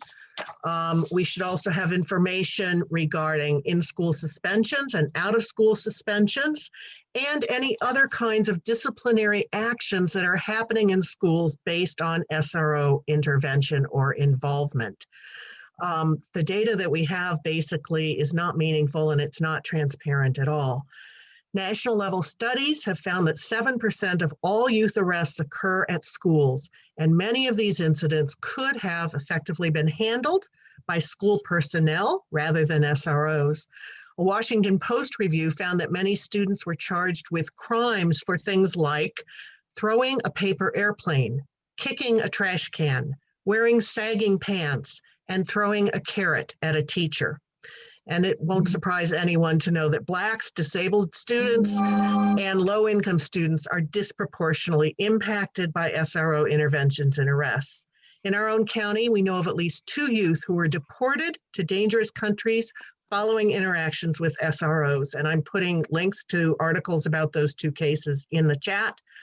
So we urge first that SROs be completely removed from schools. And then if that doesn't happen, we have to have meaningful data that show us whether and how racial bias is happening in the SRO programs. Thank you. Thank you, Speaker 30. Speaker 31, please unmute yourself. Thank you. Thank you. Good evening, everybody. I want to share a positive experience my family had with a 9/11 call. Our 3-year-old child had been running a moderately high fever throughout the day. Just after 11 p.m., my wife came downstairs with our daughter limp in her arms. The girl had spiked a fever, was having a seizure, and was unresponsive. I called 911. A car arrived within a couple of minutes. My wife, daughter, and I got into the back seat as the officer raced to the nearest hospital. For the entire trip, the officer constantly asked us to let him know if she stopped breathing. It seemed incredible that we're in the emergency room in less than 10 minutes until we realized that the Suffolk County Police Department had coordinated a brief road closures timed to safely speed our trip. Our daughter was rushed inside to a waiting staff that was alerted to her conditions, thanks to the heads up from our officer. She began receiving treatment immediately to bring down her fever and search for its cause. Within hours, she began opening her eyes and responding to her mom and I. After a night in the hospital, our daughter returned home. The terrifying crisis was resolved through the caring professionalism exhibited by the Suffolk County Police Department. We're forever grateful for that. Thank you. Thank you, Speaker 31. Speaker 32. Hello, my name is Helen Boxwell, she, her, hers, from the United for Justice in Policing. Tonight I'll speak also about the SROs in schools as a former school district administrator. The job of schools is to educate young people to have knowledge, skills, and attitudes, to be a fulfilled and productive person, teaching content like English and math, and how to navigate society, to create, think critically, work with others, etc. None of this has anything to do with law enforcement, rather the opposite. For many students of color, having a gun-carrying law enforcement officer in school fills them with anxiety and fear, as you have heard. There have been interrogations, arrests, deportations, directly or indirectly through the work of SROs. They are called on to testify at discipline hearings and intervene in matters that belong to educators, like dealing with the school code of conduct, which is a policy, not a criminal or civil law. School to prison and deportation pipeline has been documented with facts. See the report of the New York State Bar Association Task Force on the school to prison pipeline from April 2019. As in traffic stops, there are disparities in and out of school suspensions and school-based arrests by race and ethnicity. A number of Long Island schools have been investigated by the U.S. Office of Civil Rights for these inequities. The school resource officers are placed in schools which have at least a large minority population, not in mostly white schools. Note the statistics on the task force website showing the Suffolk County Police Department arrests, which show that there's an average of overall 100 children a month who are arrested in Suffolk County. Even if the arrests are not by SROs, there is no data that shows that those arrests are not from information provided by the SROs. The SROs work for the school, for the SCPD, not the schools. Their purpose in schools is for the benefit of law enforcement, not to enhance the education system. They should help with the safety plans and in emergencies, but they should never be walking the halls, gathering information to put in their monthly reports, looking for problems and criminal behavior. Schools are places where every student must feel safe and be respected, not seen as criminals. We need legislation to ensure no police officers will be assigned to schools. For centuries, we have not needed police in schools. Why do we need them now? Thank you. Speaker 32. Speaker 33.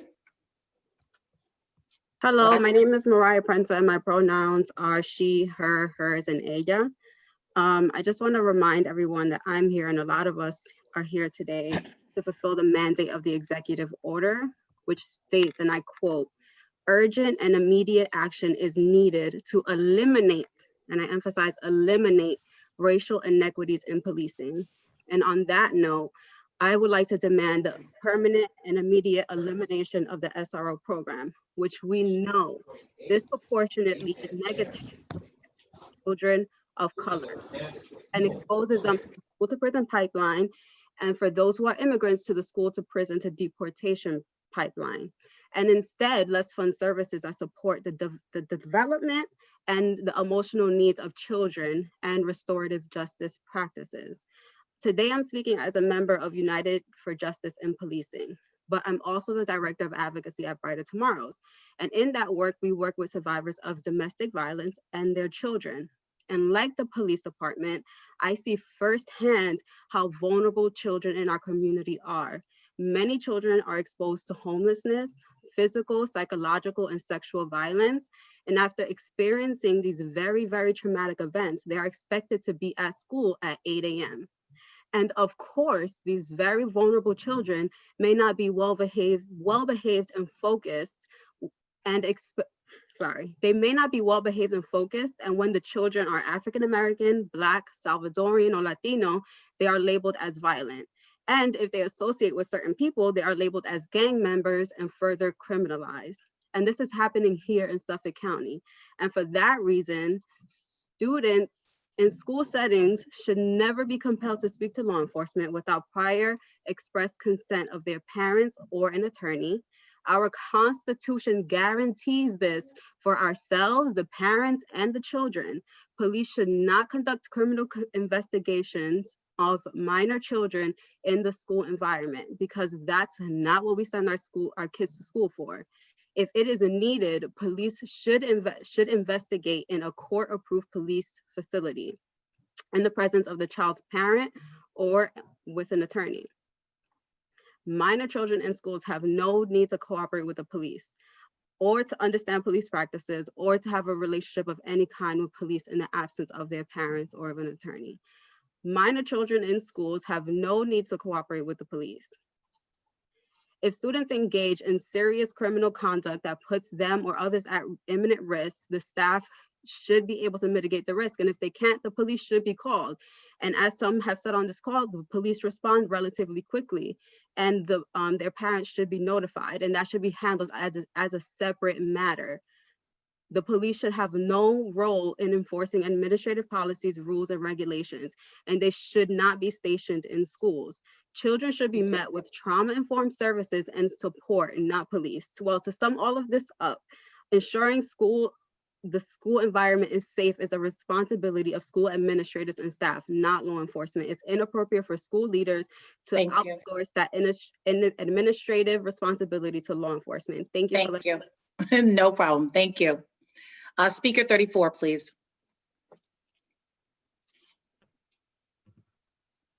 Yes, hello, good evening. Good evening. My name is Aaron Gebrehiwet. I am with the Party for Socialism and Liberation on Long Island, and I would like to make a statement on our behalf. Long Island communities of color who have constantly been overlooked for decades, and we come with this question. Why haven't politicians who claim to support Black lives or claim to care about the people should they not stand firmly with the families of police brutality victims? Why do they stand with the police? We are here tonight to demand justice for Kenny Lazo's family and all victims of police terror. Kenny Lazo was brutally murdered by 5 officers in the 3rd precinct in Bayshore. He was beat to death with flashlights, and his son and family have not seen justice to this day. We demand that these killer cops and all killer cops be put in jail.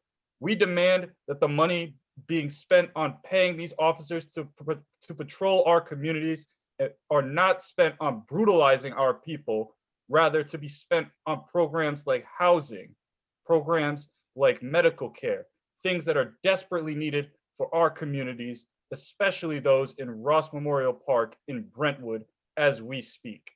As a Black man living in Suffolk County, I want to say that I am very disappointed with how my community has been treated here. And it's not just the anecdotes that I've heard today, but the fact that my father, an immigrant, came to this country and went to school in Long Island at Stony Brook University.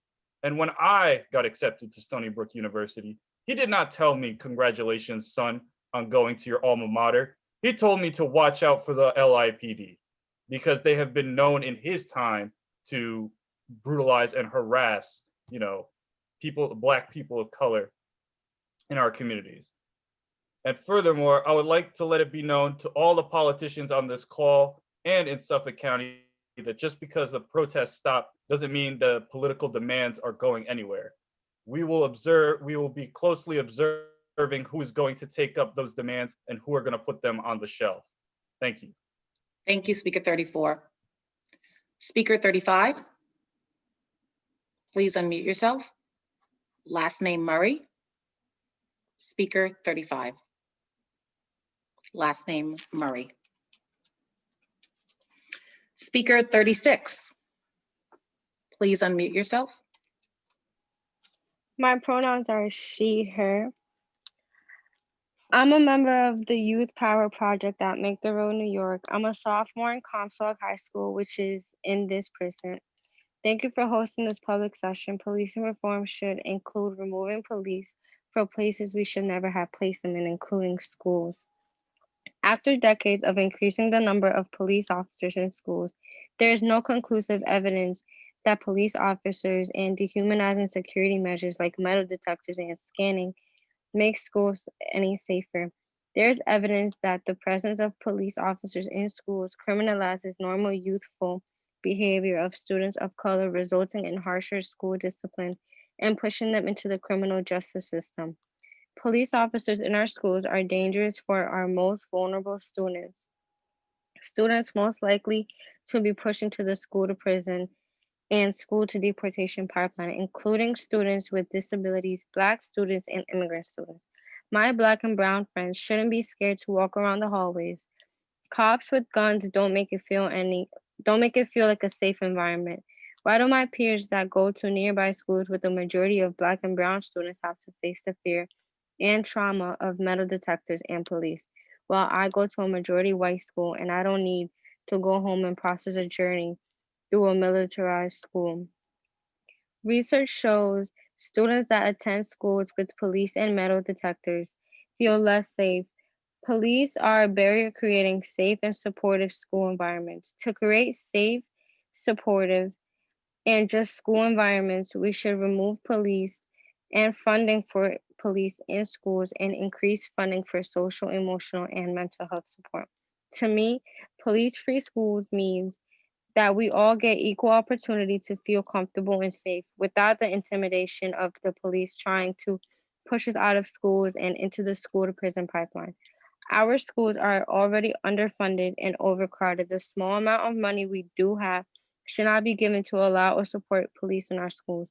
We do not need better trained police in our schools. We need more guidance counselors, restorative justice coordinators, social workers, and staff trained to support our social and mental health needs.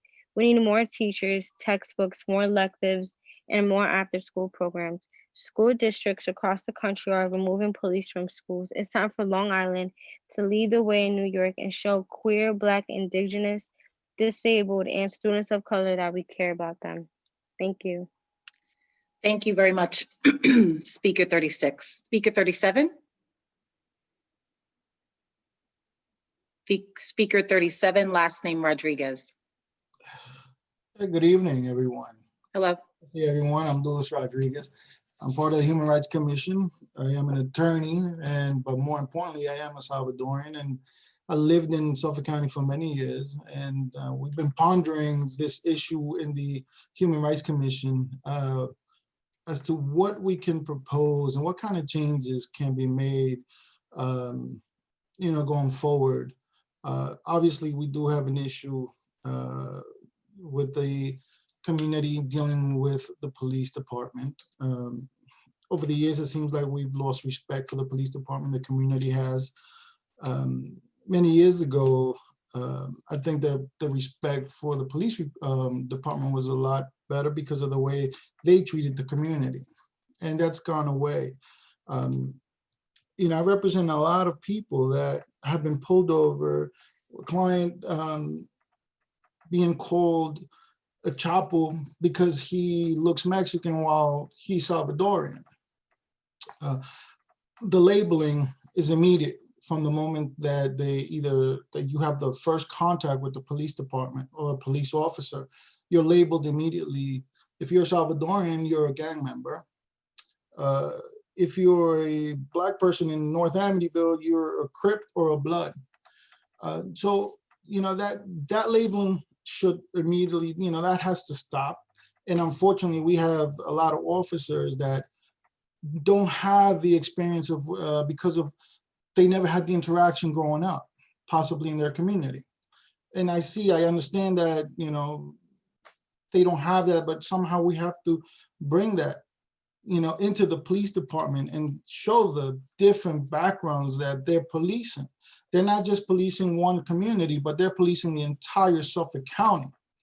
And they have to understand that you're going to see people from Central America, South America, sometimes, and I've even known police officers that don't know that there are over 20 countries in Central South America, and each country has its own Spanish language, and they have different words. They don't understand that. We have to bring that to everybody. I've had experiences with the police myself, bad experiences, good experiences, whatever they may be. But you have to get a voice and see how you can make a change, how you can make that change. Sometimes we keep it quiet, but I'm not afraid because I'm a lawyer. What are they going to do? But a lot of people are afraid to tell us this happened. But if they don't come to us and tell us this happened to me, how can we make progress, or how can we take steps to change that? It's hard.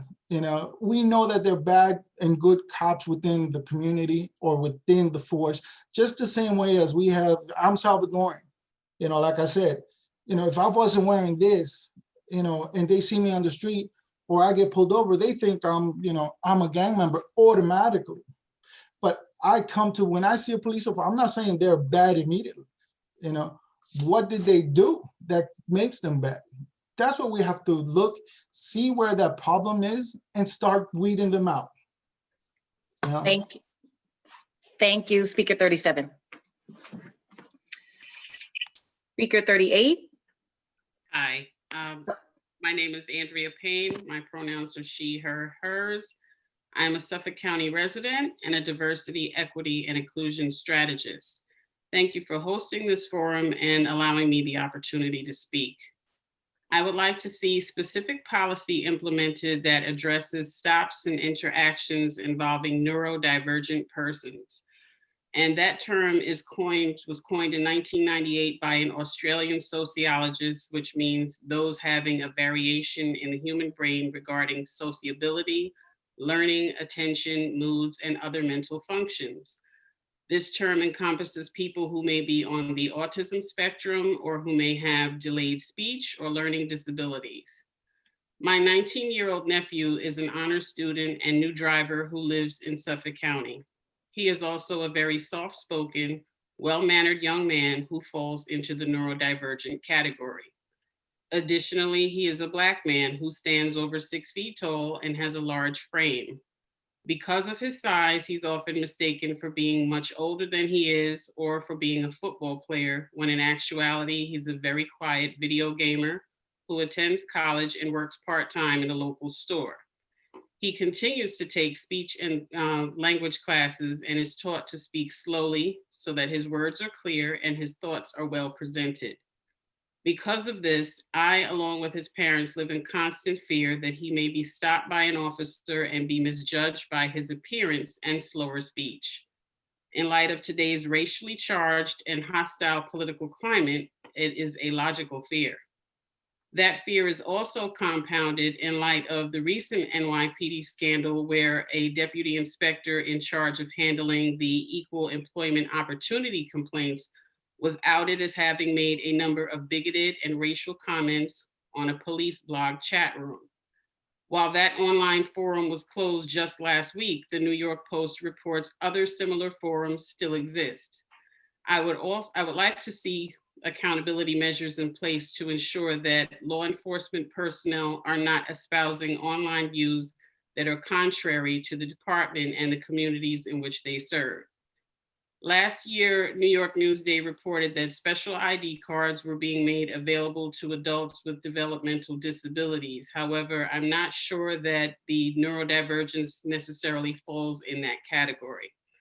I urge the department to be mindful of these concerns and offer proper training with regard to neurodivergence, especially with an emphasis on interactions with people of color. Thank you for affording me this opportunity to speak. Thank you very much, Speaker 38. Speaker number 39. Speaker 39, I think you already spoke, so you might have received two speaker numbers. So we will go to Speaker 40. Last name Bazemore. Speaker 40. Hello. Hello, we can hear you. I just came here today because Speaker 32, you have to mute yourself. Hold on, Speaker 40. Christian, if we can just ensure. Okay. Speaker 40? Yes, hello. Yes. Hi. I just wanted to speak out about the third precinct again. Nothing has been done with the whole situation in the area where I was serving the homeless, mentally ill and addicted. They're still being harassed, brutalized, arrested, ticketed, and mistreated in every way possible by the officers in this area. My case against them still has not been taken care of. I called internal affairs and sent them my medical records, and I received no response thus far from them. I just want to know, with this task force filled with people who actually allow all of these behaviors from these officers in this area, how is it possible that anything is going to change? I don't see anything from when I first came over here, helping these people and finding them homes, bringing them into my home to take a shower and to eat and feel comfortable and out of harm's way from these police officers. I have not seen any change in the way that these officers conduct themselves in this area. They're still running up on people, searching their pockets, making them undress and in public, searching them, digging in their genitals, in their butt, and arresting them and giving them tickets. These are homeless people and mentally ill people and addicted people. If you're an officer of the law, you have a conduct to follow. You have rules to follow. If you think somebody's selling drugs, you do an investigation. If you think somebody's committing a crime, you investigate that also. You don't make people strip down and take their shoes off and dig their hands in their crotches and in their butt. That's not how law is supposed to be followed. But then they want us to respect these same people who put their hands on me, put their hands on countless other females on August 30th. I was punched in the side of my head by an officer who wrote 2 tickets on my car when I was parked illegally for no reason. And until this day, I still fear that the police will run up into my house like they tried to do previously with a false warrant. And they park their cars in front of my apartment building. They shine their lights toward my apartment. This is continuous harassment from the third precinct. And it seems like everybody on this task force is allowing this. Y'all give these men guns, tasers, and cars to drive around and hurt the people of this community. And it's not fair and it needs to stop. Thank you, Speaker 40, for sharing. I know that some of the task force members have indicated that it was hard to hear, but we will have a transcript, a written transcript of your comments that we will share with our task force members so they can hear each and every word that you shared with us. So thank you. Speaker number 41. Hi, good evening. My name is Kate Jones Cologne. My pronouns are she, her, and hers. I am an ordained minister in the Presbyterian Church USA and the interim pastor at Setauket Presbyterian Church. I'm also the parent of 3 kids, one each in elementary school, junior high, and high school. And finally, I'm a member of the New York State Bar, and I practiced law for several years in the area of criminal justice policy and criminal defense. From all 3 of these vantage points, my perspective as a person of faith, as a parent, and as someone who has seen the realities of the criminal justice system and its impact on children, I strongly urge that one of the key reforms to come out of this task force process must be an end to anything that permits or facilitates a school to prison or school to deportation pipeline in Suffolk County, including the existing SRO program. I know families who fear that if their child has even the most passing interaction with a school resource officer, it may have life-altering consequences. There are families who fear that if their child inadvertently wears the wrong thing to school or innocently talks to the wrong person, that they may be labeled a gang member. There are families who fear that misbehavior that once led to school-based discipline will now land their child in the criminal justice system or ICE detainment or deportation. This is not something that I worry about when I send my kids to school each day, not because my children are any less likely to make mistakes, but for so many reasons, including their race and ethnic identity, that are unfair and unjust. And importantly, the fact that my children do not encounter law enforcement officers at their schools. When it comes to children, now is the time and the opportunity to invest in them. Treating a child as a criminal for routine disciplinary issues in school is a child divestment, a decision to turn them over to a system of punishment or removal rather than investing in their humanity and in their future. Child-centered investment requires eliminating the involvement of law enforcement in school disciplinary issues. Number 2, clear, comprehensive, and regular data reporting about any and all law enforcement contacts in schools, including any immigration-related consequences. And number 3, providing county-supported social work, mental health, counseling, and language access resources to schools with staff who have the cultural, linguistic, and age-appropriate training to work with children. The funds currently used for school resource officers would be better spent on those investments. The role of law enforcement is to protect the most vulnerable, and my plea is that you do not let this critical moment pass and listen to the voices of the youth who have shared their stories about school resource officers. Thank you. Thank you. Speaker 42, if you can unmute yourself. Yes, hi, this is speaker number 42, him, he. Can you hear me? We can hear you, yes. Great, thank you. So I wanted to give specific examples of what the Suffolk County Police have done recently that have affected me directly. So for one, it would be the PBA, that's the Union for the Police, which they're the police, if I'm correct. Members pay their dues and then they organize as a union on their behalf. And apparently only gave $40,000 to your boss, not the $800,000. Seems like a whole ton of money still to me. So what I'm speaking to though specifically is the PBA's description and mischaracterization of the bail reform bill that was passed in New York about a year ago. Since they're the police and they're mischaracterizing the law, that's really, really bad. And so this comment is on de-escalation I know it typically applies to if police officers pull someone over or do something and escalate the situation directly. But in this case, it's escalating it because this is a law that was passed by the state that merely sought to make people who were arrested, remember, they're not guilty. They're just arrested. They're not a criminal yet. The PBA doesn't understand that. And it's a very basic concept to understand. And since they're law enforcement, they should obviously understand it.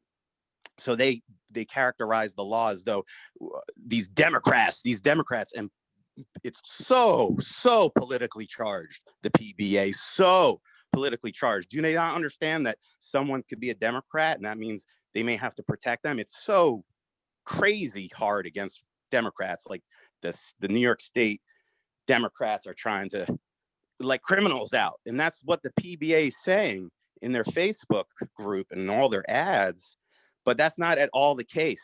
The bail reform is if you can't afford bail, which might be only $500 or $1,000, then if it's a certain type of crime, we'll let you out, we'll release you on your own recognizance without bail. So the PBA completely mischaracterizing that has affected me directly because they're escalating a situation rather than de-escalating and speaking truth. The second one is the Suffolk County Sheriff's Office, which is Suffolk County Police, if I understand correctly, put out on their Facebook right before Thanksgiving, we're not enforcing Governor Cuomo's order that only 10 people should congregate.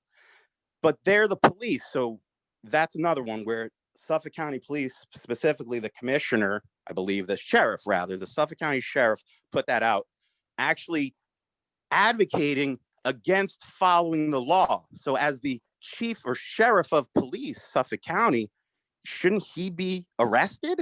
He's a police personnel, not just personnel, the top guy saying don't follow the law because why? Because I just think so. And it's so politically charged up.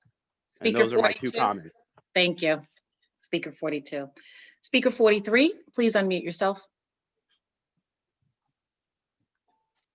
Last name Burbridge. Speaker 43, last name Burbridge. I believe I saw you on the call. Speaker 43, last name Burbridge. Speaker 44, please unmute yourself. Hi. Hello. My name is Millie Andino. I am working for the Long Island Federation's LEXA program, which stands for Labor Education and Community Services Agency. And I'm so glad for this opportunity because as a mom of a Black and Hispanic child living in Huntington Station, I have experienced firsthand the usual talk and conversation with my son about, you know, when a police officer who pulls him over very often, to just be careful and to be careful how he answers certain questions and to please leave his hands visible so that he's not in a position to be hurt. The bottom line is that it is shameful, it is embarrassing that every single day I have to wonder whether or not my child will arrive safely and alive at home simply because he is a brown and Black child. The other thing is that as a parent who has seen my son go through the public schools in Huntington, the SRO program, I don't want to keep harping on it because it's been mentioned so many times, but I do want to say that it continues to create a wedge between the communities and obviously the communities that they're trying to supposedly help, which in fact is not happening. But I'm also concerned with the fact that there's a lot of clients that I assist and mostly many of them who don't speak the English language. So I translate for them. And when there is a need to have police involvement because we're dealing with either a substance abuser or a mentally ill client, for some reason, there is just such a disconnect from the police department or from the police officers when it comes to dealing with this kind of population. And you can just see and you can feel the lack of empathy and the sympathy that they have towards this population. So it's very concerning. And one thing that I want to just highlight is that even while I have been there to be able to mediate a very cool transition between the person in that's distraught and the police officer, for some reason it becomes a battle of authority, which is not why I'm there. So I do want to bring that up. I guess the goal here of having conversations such as this is to highlight the need for change, for marginalized communities to feel that they can in fact ask questions and not be targeted for it. Ultimately, we want to take a real look at our own biases in order to address these and prevent them from becoming an issue that can potentially become a matter of life or death. Thank you for letting me share. Thank you very much, Speaker 44. Speaker 45. Speaker 45. Hello? Hello, we can hear you. Yeah, hello. My name is Devon Tony. And I run the AIM program, all included and treated. I'm the founder, co-founder, Latoya Basmore, and we run out of Ross Memorial Park in Brentwood. I'm the individual that am still a political prisoner. I'm out on $100,000 bond. I had an incident at Ross Memorial Park that was said to be a riot. I was said to assault two officers.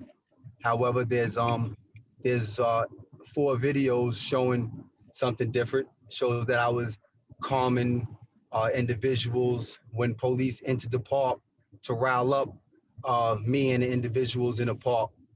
I was attacked by the police officers. That's evident on the video. I have a co-defendant that's not on any of the videos. He's said to have assaulted an officer, even though somebody else was also locked up for assaulting the same officer and was released. That man was attacked for assaulting an officer on video, where they banged his head, about 20 officers, and he was arrested for that assault that Patrick is locked up for now. Nobody assaulted no officers on any of the videos that's present, even though I'm still a political prisoner, and that needs to stop. There's a few things that I want to address right now besides my case. And one thing is demonizing individuals. I find it that one thing needs to be checked in within law enforcement and judicial system, and demonizing individuals stuck in systemic communities like Wyandanch and calling them criminals without adamantly educating them without jail alone, to me, is racism. It's cruel and unusual punishment. The behavior of people growing up from birth in communities such as Wyandanch, it should be understood. It should be understood by the judicial system as well as the police that I was born in a systemic society community like Wyandanch that's underfunded. It's underfunded for me. From 3 years old, I go to school as a 3-year-old, 4-year-old, and 5-year-old, all the way up until 17-year-old in the 12th grade in a school district that's underfunded. Ask yourself this: why is Wyandanch, Amityville, Riverhead, Bellport, Coram, and all the Black neighborhoods, Black schools underfunded? Why is there always an excuse why these schools are underfunded? There's evidence, it's clear evidence that there's a system of oppression that exists in the communities like Wyandanch and Amityville and Brentwood that I help to police because I'm of the understanding of this.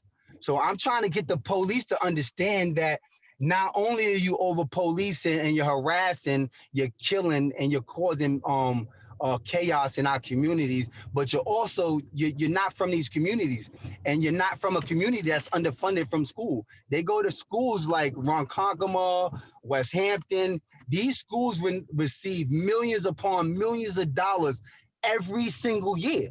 I mean, if you take half of the money right now from Ronkonkoma or West Hampton or Southampton, one of them school districts that have a lot of money the last 5 years, don't fund them for this year, and give that school to Amityville or Wyandanch or Coram that's underfunded, that's going nowhere. You know what I'm saying? Because Speaker 45, I'm sorry, 1 second.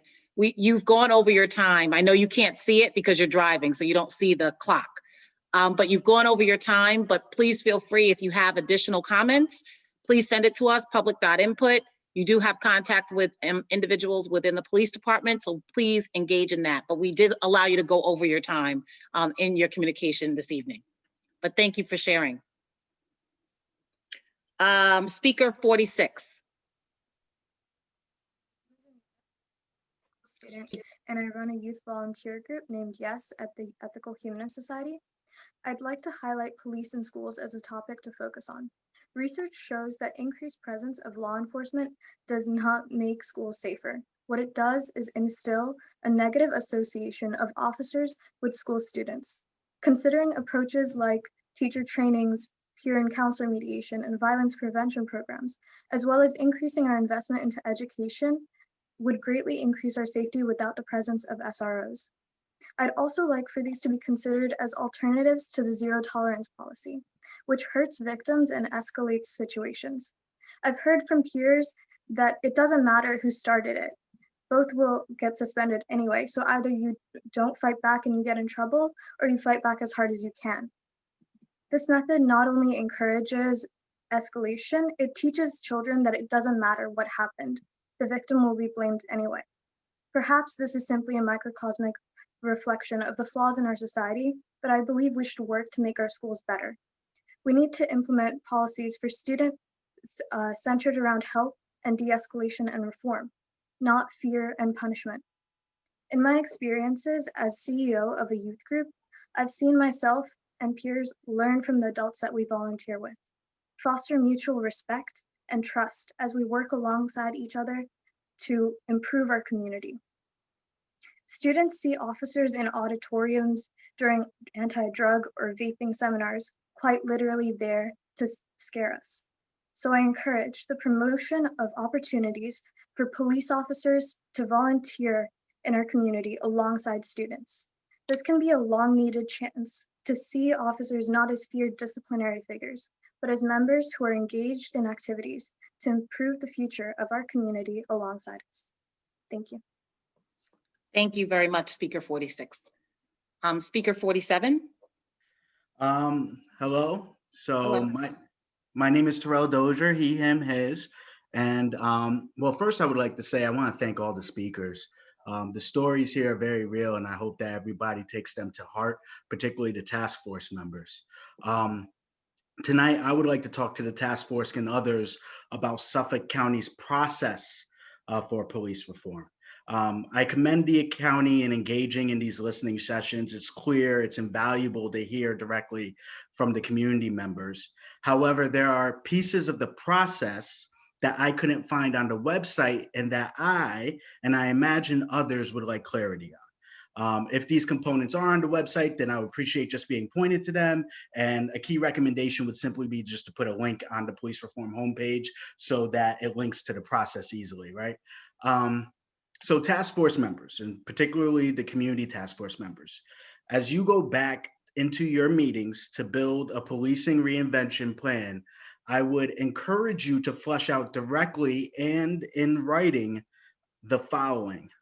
One, what is the specific timeline in which a plan will be developed, shared with the community for feedback, revised, and brought to the legislature?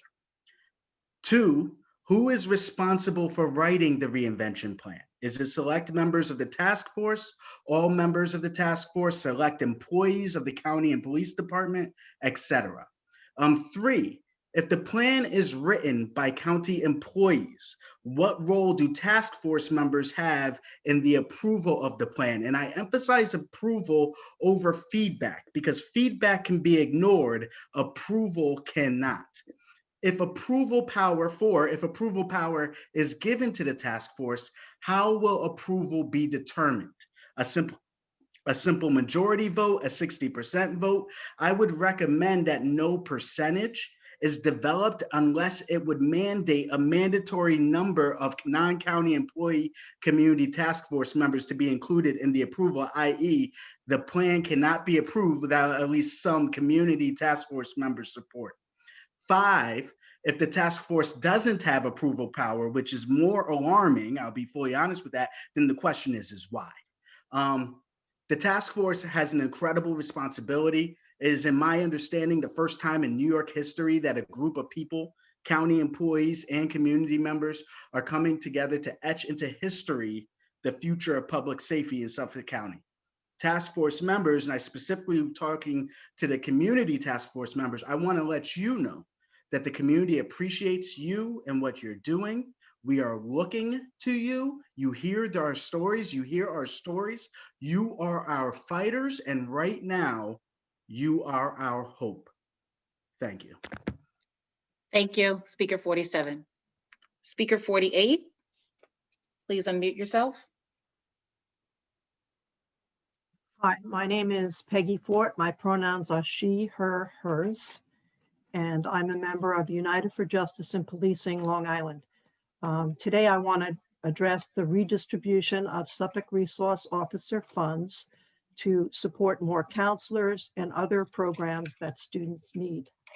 State Education Law 2801A requires schools to define the roles and the responsibilities of school personnel, security personnel, and law enforcement personnel who are deployed in schools. Memorandums of understanding should be created by each school district. The education law says that these memorandums of understandings, which I'll call MOUs, should be developed with stakeholder input, including but not limited to parents, students, school administrators, teachers, collective bargaining units, parent and student organizations, and community members, as well as probation officers, prosecutors, defense counsels, and courts that are familiar with school discipline. You can see there are many players that should be involved in the creation of these MOUs. But currently, in many of the school districts that have school resource officers, these memorandums of understanding do not exist. What does exist in every school, though, is a code of conduct, which should be followed by all students and which students are made aware of. Teachers and administrators are trained to deal with student infractions, and students' consequences can run from simple things like lunch detention, being the last one out of class, after school detention, all the way, calling your parents, all the way up to principals' hearings and superintendent's hearings. However, at any of the hearings, parents should be present, and due process of the student is foremost in all situations. Confidentiality of the reports is important. It's inexcusable to have school resource officers present at these hearings because they are not accountable to the schools. They're accountable to Suffolk County Police Department. In the district in New York where I taught, we initiated a mediation program, trained student peers in a week-long program that we offered during the summer to set up mediation and advertise it to their peers to settle any school disputes. We instituted a Rethink program, teaching students to kick back, take a deep breath, count to 10, and rethink their actions.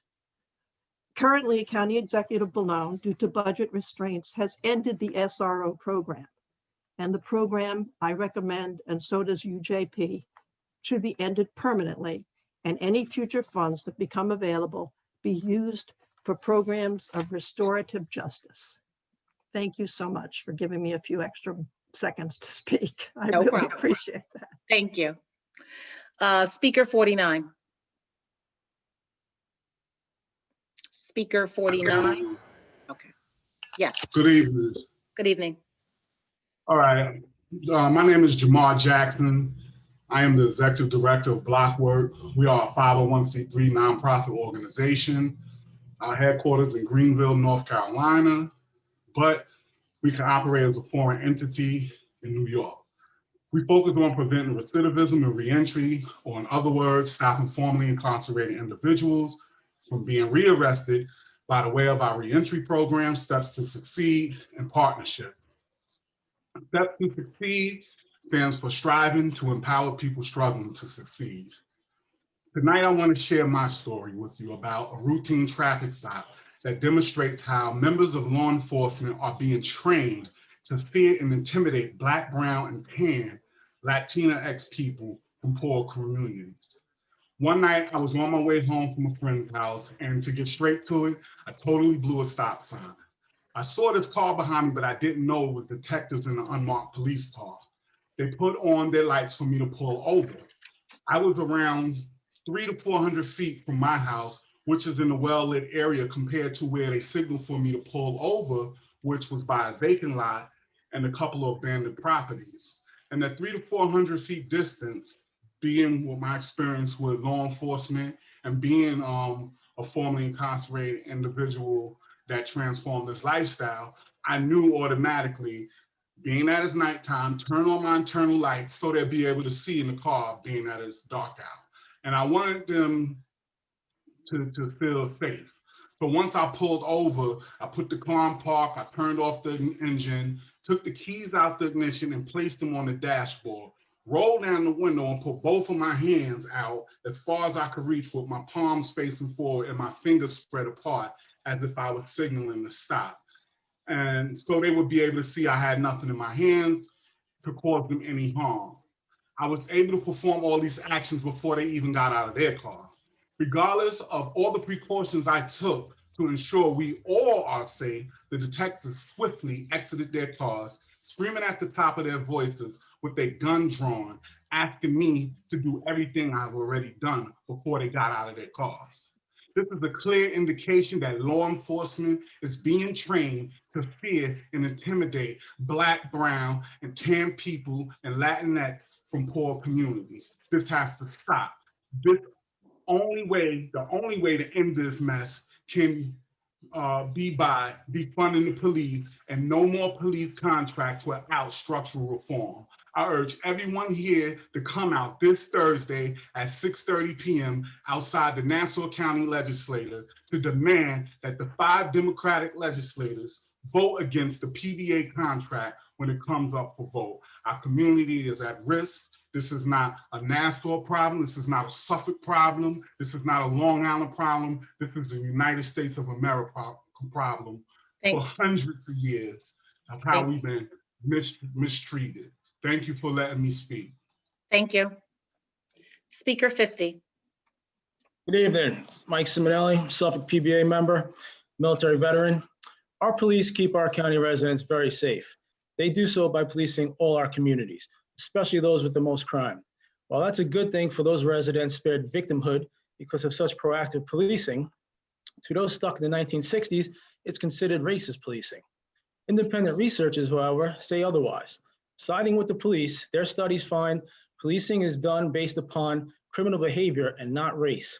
The 2010 report by the Marijuana Arrest Research Project for the Drug Policy Alliance and California NAACP found police departments deploy most patrol and narcotics police to certain neighborhoods, usually designated high crime. More recently, the Manhattan Institute May 2018 study of New York City found while 86% of marijuana arrests sounds bad when Blacks and Latinos are only 51% of the population, the same imbalance exists across the spectrum of criminal activity. Based on victim reports in 2016, 85% of rape suspects, 93% of robbery suspects, and 98% of shooting suspects were Black or Latino. Now let's look at Suffolk County, where many speakers allege our police are systemically racist because their enforcement isn't equal across ethnicities or neighborhoods. The independent nonpartisan Finn report concluded from its veil of darkness analysis that in making the initial traffic stop, Suffolk County police display no systematic bias against Blacks or Hispanics. They surmised the disparities were attributable to factors other than race or ethnicity. A review of the crime rates for January to September of this year, posted on the SCPD website, provides insight into one such significant factor, highlighting why police enforcement is not equal, nor should it be. Take the 3rd Precinct, for example. There are 223 violent crimes, consisting of 4 murders, 30 rapes, 64 robberies, and 125 aggravated assaults. During the same time period in the 4th Precinct, there were 70 violent crimes consisting of 0 murders, 7 rapes, 14 robberies, and 49 aggravated assaults. A resident in the 3rd Precinct is 3 times more likely to be a victim of violent crime than a resident in the 4th Precinct. This same disparity holds true in property crime as well. In the 3rd Precinct, Residents are nearly 3 times more likely to have their houses burglarized and over 3 more times likely to have their cars stolen or broken into. More crime equals more police, which equals more car stops, searches, tickets, and arrests. Now, there's been numerous allegations of white supremacy running rampant in Suffolk, so maybe it's the 87% white people in Smithtown going down into the third committing these crimes. Therefore, in the spirit of full transparency, besides showing the race of those being stopped and searched, the SCPD should also display the race of those committing violent and property crimes. Additionally, the races of those victims of those crimes should be displayed to show precisely who the police are trying to help, the Black and brown communities. Thank you. Speaker, thank you. Speaker 51. Good evening. Good evening. My name is Linda Obernower, and I am the clinical director at North Shore Counseling Group, a psychological practice in Suffolk County. I will be speaking of my own personal experiences. School resource officers and trauma, do they connect? Well, let's see. I was privy to work with a woman in my practice who was a security guard in an Eastern Suffolk school district. She was a victim of trauma in her past and related also well to the students in her school. She would break up fights and laughed at the tough kid personas. She laid down boundaries and never had a problem with any of them. Well, in comes the SCPD, the SROs to the school looking for particular students that were suspects of a local incident that happened. The students scurried away and didn't come back to school. And why do you think that was? In many cases, the sight of an SRO or police officer will trigger or re-traumatize a student. The sight of them brings flashbacks of their father being stopped at a traffic stop and arrested, their friends being stopped for walking while Black, or ICE showing up at their door to arrest family members. They are being re-traumatized each and every time there is a potential interaction with someone in uniform. So they hide, run, or have an attitude when questioned. That is their coping or survival skills. That doesn't make them a suspect of wrongdoing. So I think you can see how SROs and trauma can be connected. I want you to all hear this. Many of these children are the broken of the broken. They need a compassionate ear, a heart that is open and someone to care. They need a safe space, a safe school experience, and to have mental health intervention rather than police intervention. They need to be seen and they need empathy, and this will not be met with a school resource officer. I am vehemently opposed to the SRO program, and I'm asking that you look into other programs with monies that can be better spent with programs such as restorative justice. Thank you for your time. Thank you. Speaker 52. Yes, I think that's We hear you. me. Can you see me? Hear me? Yes, well, we hear you, yes. We don't Okay. see you though. Got it. So thank you. My name is Emily Kaufman, and I am a community member and a member of Long Island United to transform policing and community safety. So I thank you for the opportunity to return and speak. I also do want to thank you, the Suffolk Task Force, for taking this as seriously as you are. And as I track kind of the task force meetings on your website, I was excited to see that conversation is starting to move into working groups to look specifically at different areas and to start asking the question that's in the governor's order, where he asks about taking a look at the role of police. So there was one slide that was put up on the website that caught my attention, particularly around police response. And the question says, how do police spend their time? So I believe the task force was looking at this at a recent meeting. And it says a recent study of police response in 10 jurisdictions revealed the following, that 4% of time spent by police is responding to part 1 violent crime, which is homicide, robbery, rape, and aggravated assault. And I know for most of us, when we are thinking about, oh no, but if we don't have police, what happens? Will we have more homicides, robberies, rapes, and aggravated assaults? Those are the big crimes we're afraid of. I think it's really important, and it was quite eye-opening for me. I knew the percentage was small, but to see that it's only 4% of the time. So what's happening with the other 96% of the time? 15% of the time, the response is for law enforcement incidents, according to the slide that's up. And the largest percent of remaining incidents are law enforcement's biggest challenges and are, quote, public health in nature. And that's mental health crises and addiction, homelessness. And I was glad to see the statistics here and glad to know that the task force is looking at that, because my research and the folks I'm working with are seeing the same thing. And as we are looking for alternate responses for public safety, I want to remind everyone on this task force, as it looks like you continue to do, that this task force is put together and the governor's order was put together not simply to take a look at policing, but to take a look at how we handle public and community safety, of which police is one element. So what are the roles we want police to do? And what are other folks and other expertise that we, and other roles that we want other folks to fill to ensure community safety? So I understand, sorry, I'm a little flustered from a comment from 2 people ago, and every once in a while someone getting on to talk about how statistics about racial disproportionality and impacts of racial disproportionality in people's individual stories are not valid. And I have a friend who's a Black woman who actually did not, she missed her number and chose not to share because she said it felt like having to beg and plead for her humanity. And so I'm a little shaken by that. And I think I just want to end with the seriousness of what this task force is being asked to do, and to keep going forward with examining what roles we need police and what roles we need other people, so that we have true community safety for everyone on Long Island. Thank you, Speaker 52. Speaker 53.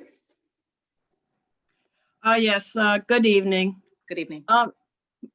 My name is Lisa, and the pronouns for me are she and hers. I'm a rehabilitation counselor with the New York State agency Access. Therefore, I work with adults and teens with disabilities.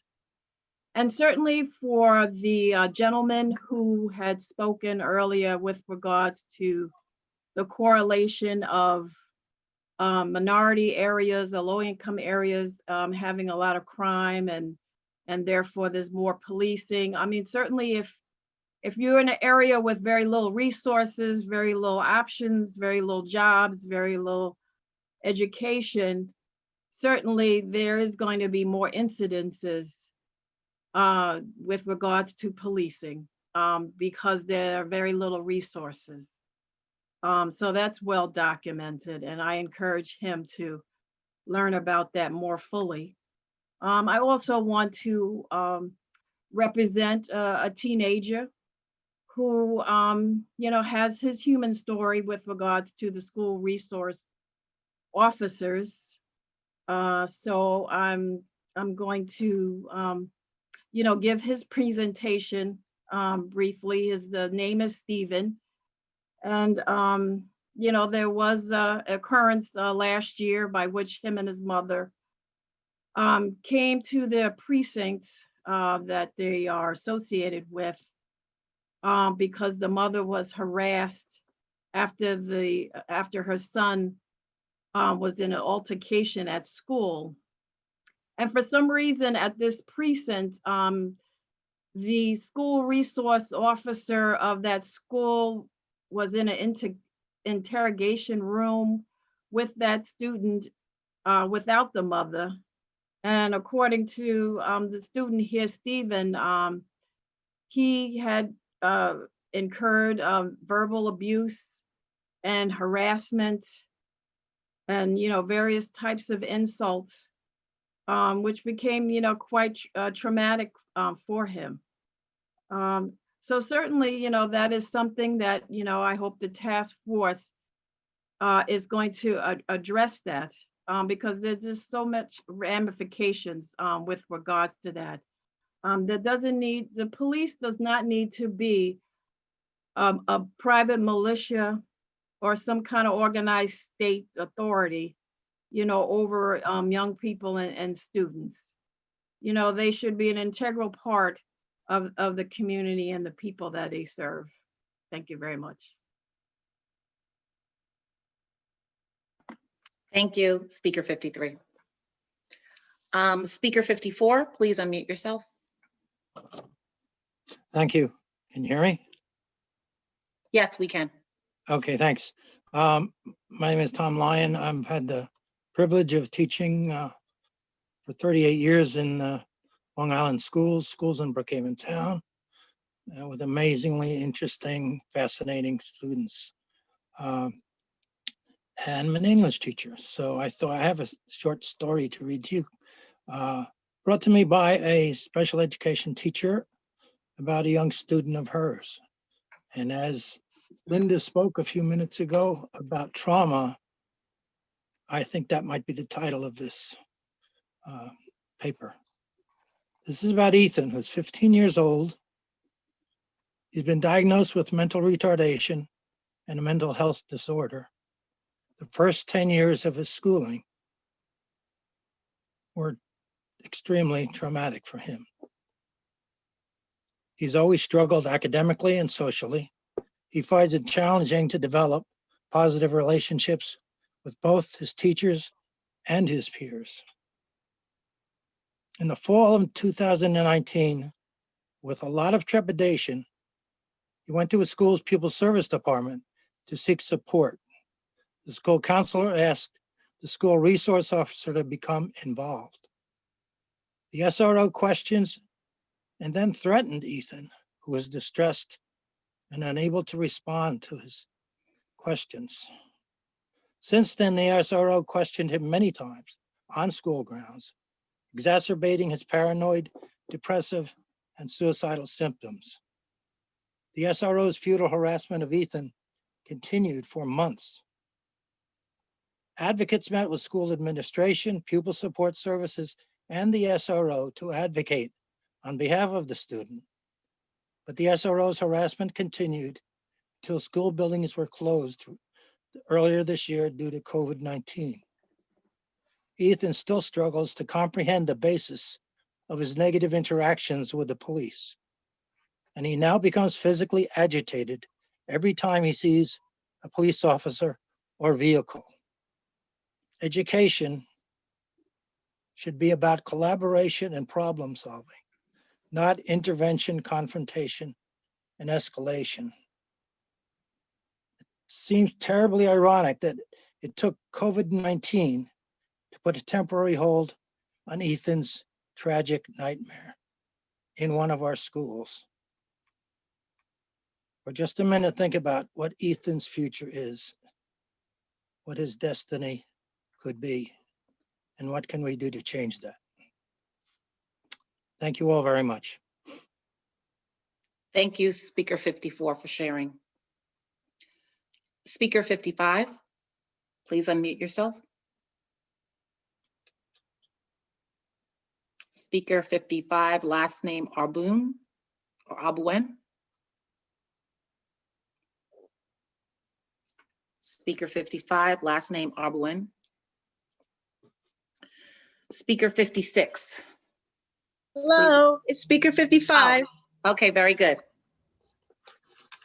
Hi, so I just wanted to speak to the possibility that once all this is compiled and a plan is formulated, that if there is to be like a board that will handle like punitive actions of police officers that engage in you know, to the excessive force, or, you know, are found to, you know, be in wrongdoing. I think that a separate board should be formulated of people that are not police officers. Seeing that, I recognize that it is that, you know, there's a brotherhood there among police officers, and that's fine. You know, I think that there is a difficulty in them being able to be objective when it becomes time to hold other police officers accountable. And so I think a separate, you know, board needs to be formed in order to appropriately handle situations in the future once all of this is compiled into an action plan. Thank you. Thank you. Speaker 56. Awesome. Can you hear me? We sure can. Awesome. Thanks so much. Hello, everybody. My name is Tony. My pronouns are he, they.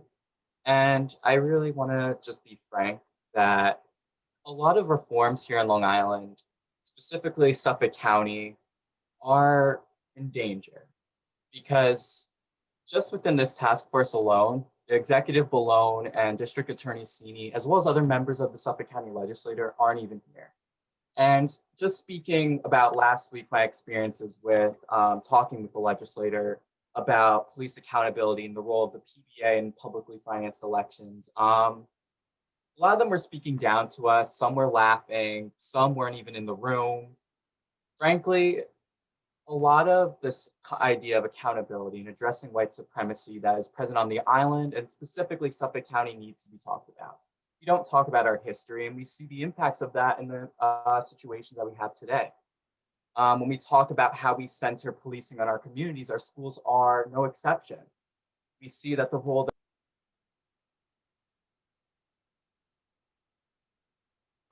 We can't hear you, Speaker 56.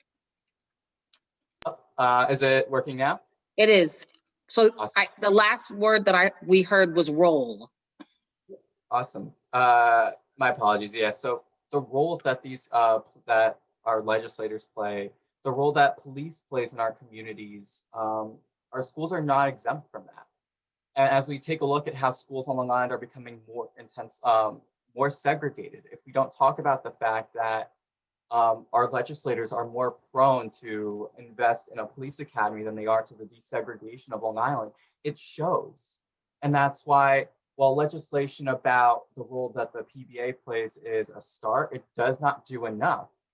And more to this idea that Suffolk County is frankly built on white supremacy. I remember going into this history multiple times with the legislator, and they stared at me frankly like I had 7 heads. And when we talk about the fact that Suffolk County used its labs for eugenics research, that became exemplary for the rest of the nation.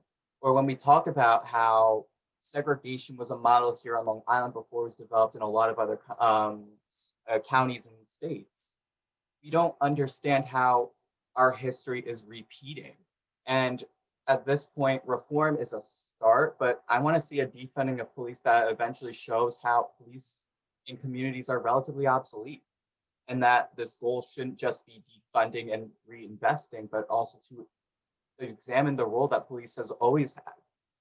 And when we talk about inequality here on Long Island, when we talk about the fact that Black folks here on Long Island are disproportionately affected by by education systems, that they're facing greater discrepancies and disproportionalities in the jails that we have here, and the opportunities as far as wages, preparedness for the economy, et cetera, that defunding police and reinvesting into communities of color will do a lot more. Investing in youth programs, investing in opportunities for businesses to start up. These are the things that community members want. Thank you. Thank you, Speaker 56. Speaker 57.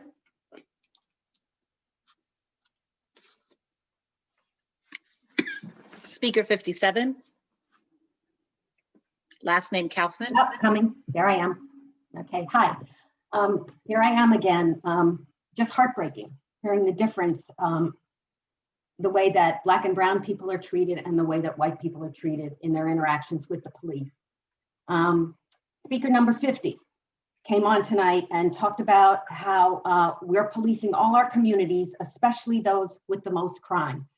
Well, I have to tell you, nothing could be further from the truth. My children, white children, affluent children, they grew up in Huntington.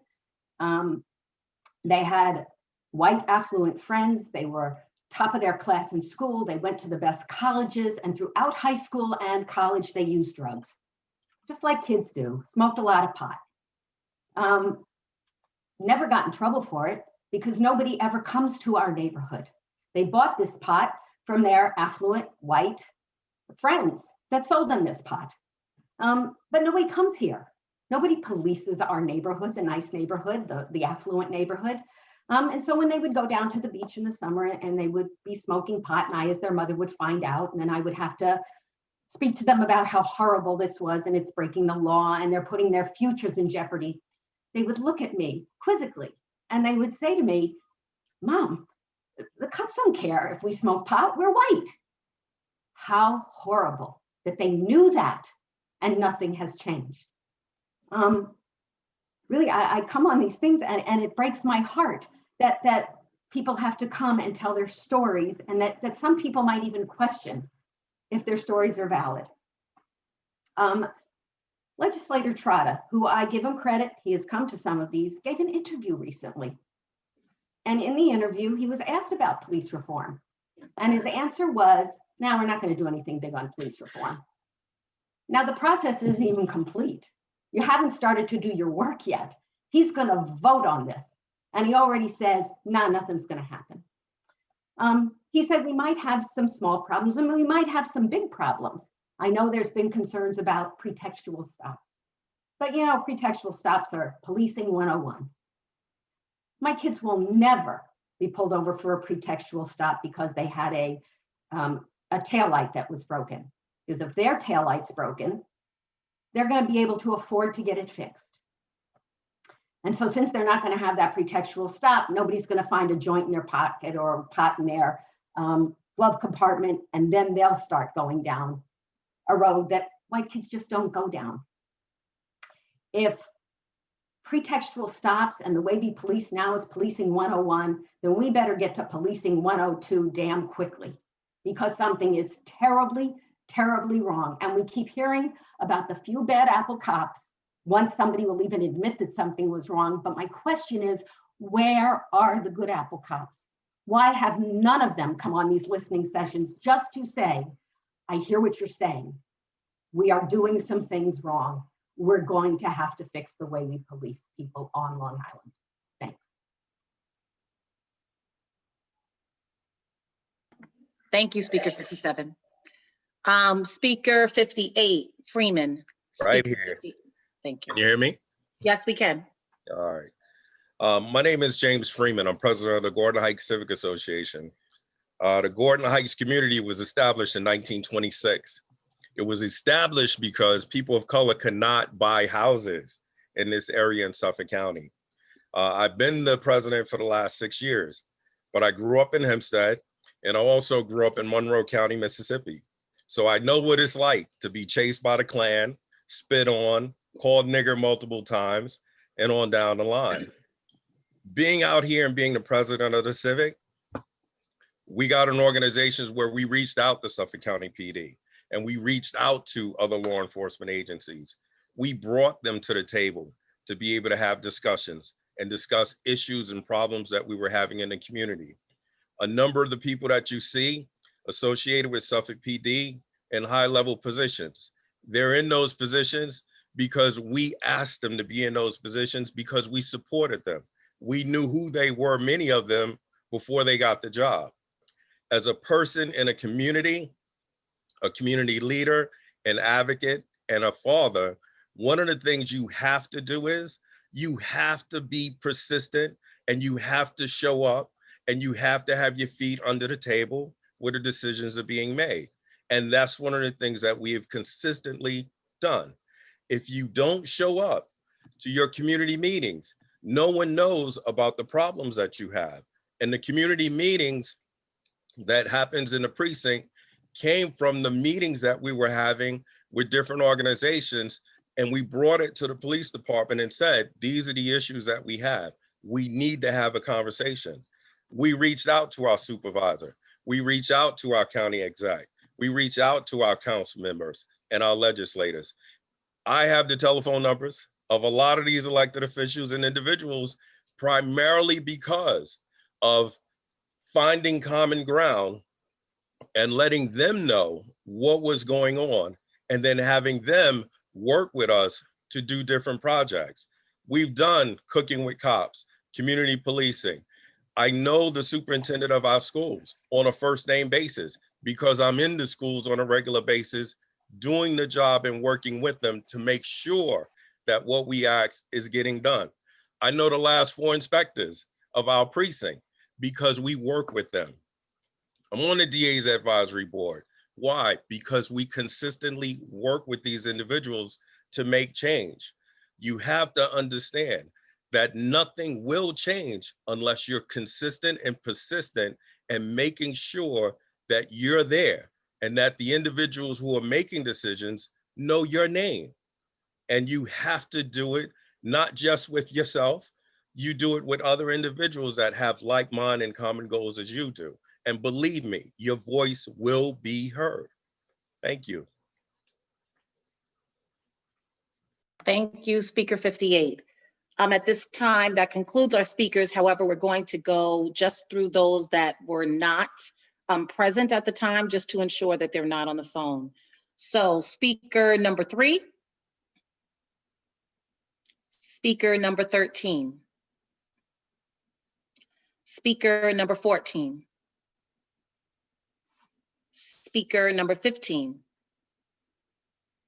speaker 17, speaker 22, speaker 29, speaker 43.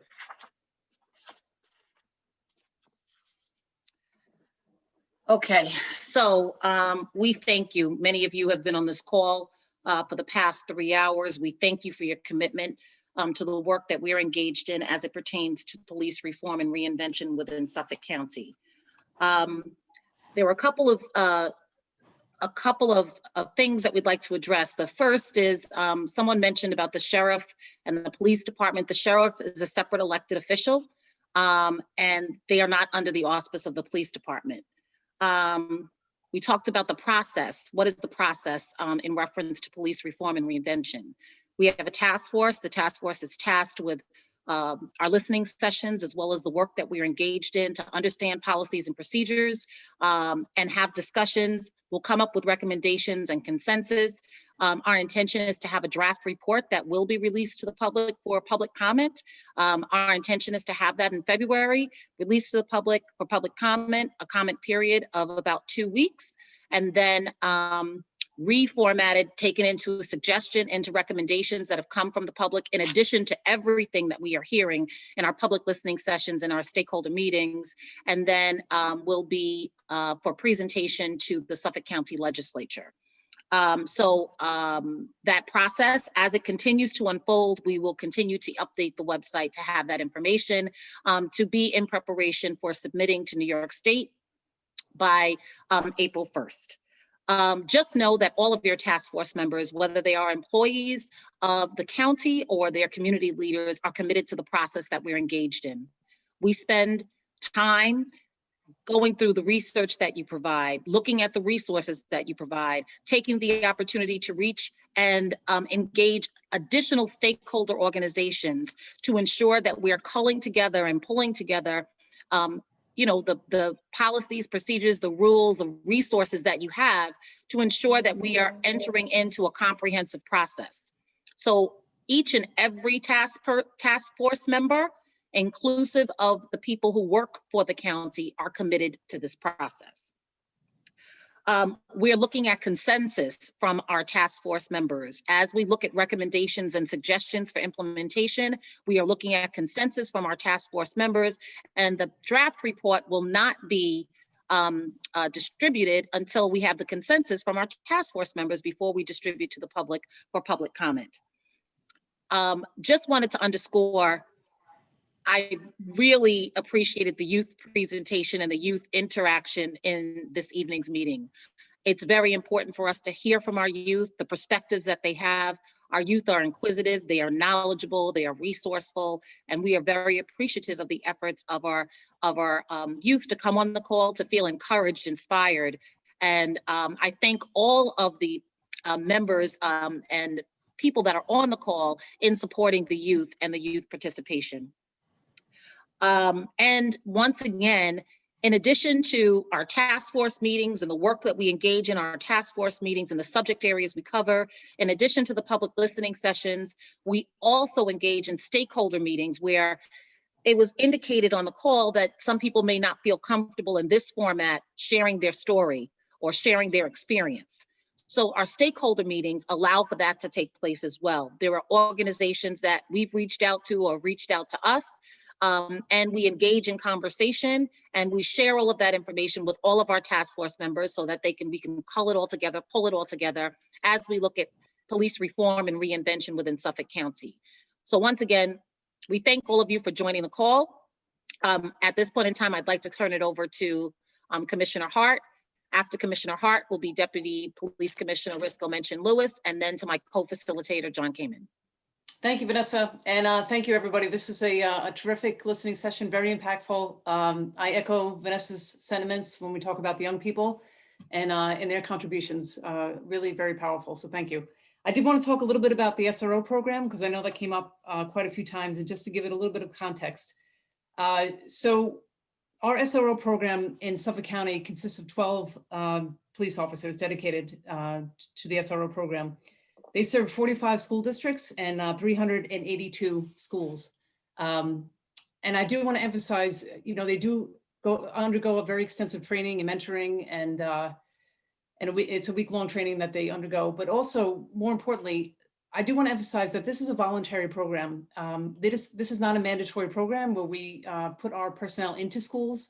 It is strictly voluntary, where the schools have indicated that they would like an SRO in their schools. So, that is something where community members are certainly able to speak to the school boards about their concerns, and us as well. But this is kind of a community partnership with our school districts. And to one of the speakers' point, which is accurate, there is an MOU in place with all of the schools that we have an SRO placed in, and it's very extensive. It began as a roles and responsibilities that we undertook on our own to really just give clarity around each of our expectations. And now that has morphed into a state requirement of an MOU. So that is kind of the next iteration of that. And that has gone through an extensive process, again, with the school boards as well. So thank you for your comments on that, and just wanted to kind of give a little bit of context around that. Thank you. Deputy Police Commissioner Risco Menchin-Lewis. To everyone for being on the call. Especially the youth, obviously. We can't hear you. I'm Yep. unmuted. No, it was just very low. Oh, can you hear me now? Yep. All right. Thank you very much, everyone, for being on the call. For those who are just listening, for those who spoke, we are listening. We're doing research. Hear me? Because you're. Now we can. All right. How about this? Yes. Maybe I'm going in and out. I don't know why. I'm in a different spot tonight. Thank you all for your time. I appreciate all that you've offered to us in terms of information. We will look at any research or data you've provided. This is not an easy process. It's not easy to listen to it all, but it's up to the task force with the research and data, and also the data from the police department, to put those things together and come up with good solutions, which we know they will, because they're all committed. But thank all of you for being committed to your perspectives. I would also just ask that you go on the website that Vanessa has been provided, because there's data on that also, and more information you might utilize in your decision-making also, and your knowledge about what's happening. So thank you for your time, and I hope you could hear me, because Vanessa looks like she can't hear me. Nope, we got it. Thank you, DPC. Deputy County Executive John Kamen, my co-facilitator. Yes, great job, Vanessa. Really is fascinating and important for us to hear all these voices. I would just note, somebody had mentioned about the term consensus in terms of the final report, and the goal is to bring all voices together. It's not meant by looking for consensus. It doesn't mean we're looking to exclude other voices or even things where people may disagree, but we do want to have a deliberative, collaborative process so that we can make and achieve change. And so that means other voices and some type of working agreement is helpful in that regard. But again, that does not mean we're looking to exclude voices or ideas or opinions. They'll be part of the report as well. And so you should have confidence in that. And I can tell you that certainly Vanessa, who's leading this charge here, they meet and we meet, I'm part of it too, but certainly the leadership she's shown hours and hours each day with the team to go through every detail. And so, and the police are incredibly cooperative in working with us, and together with the task force members and the voices from the community, we're expecting to do something important here in Suffolk County. So thank you. To everyone that's on the call, thank you once again. We do have 2 more public listening sessions. So you have the opportunity on December 15th or the opportunity on December 21st. While our public listening sessions are scheduled around the precincts, as you well know, you do not have to be part of a particular precinct to speak. So December 15th is the town of Brookhaven East. That would be the 7th precinct. And then Monday, December 21st is East End. And while the East End is not part of the 7 precincts of the police district and don't fall under our policing jurisdiction, it was really important to ensure that the East End, people that live on the East End have an opportunity to be part of our process, because people on the East End don't just traverse the East End, they traverse the entire span of Suffolk County. So they will have interactions with police officers within Suffolk County. So it was important for us to engage the East End police departments as well, and community members from the East End. There are also opportunities, as I stated earlier, there are opportunities to engage specifically with our police at community meetings. And I think our last speaker talked about, engaging and making sure that we have that dialogue and making sure that you are known. And, I think some other questions came in, well, how do you affect change and that sort of thing? Everybody has a different way of being able to effectuate change, but making sure that you're heard, making sure that you're present, and creating those relationships help to effectuate change. So I thank you all, our task force members. Kudos and thank you to you. You've been engaged. You continue to be engaged. You make the commitment, and we're really appreciative of that effort. And we appreciate everyone that's on the call that took all of this time to sit and dialogue and hear from us and hear from others as to their experience, because I think we all learn on these calls. Why it may not be in your experience, it may not have been something that you have actually experienced yourself. Understanding what someone else has gone through, what someone else has experienced, also helps to enlighten all of us. So we thank you. Blessings. Have a good evening. Take care and be well. Good night, everyone. Good night. Thank you, Vanessa. Thank you. Good night. Night. Thank you. Thank you. Night.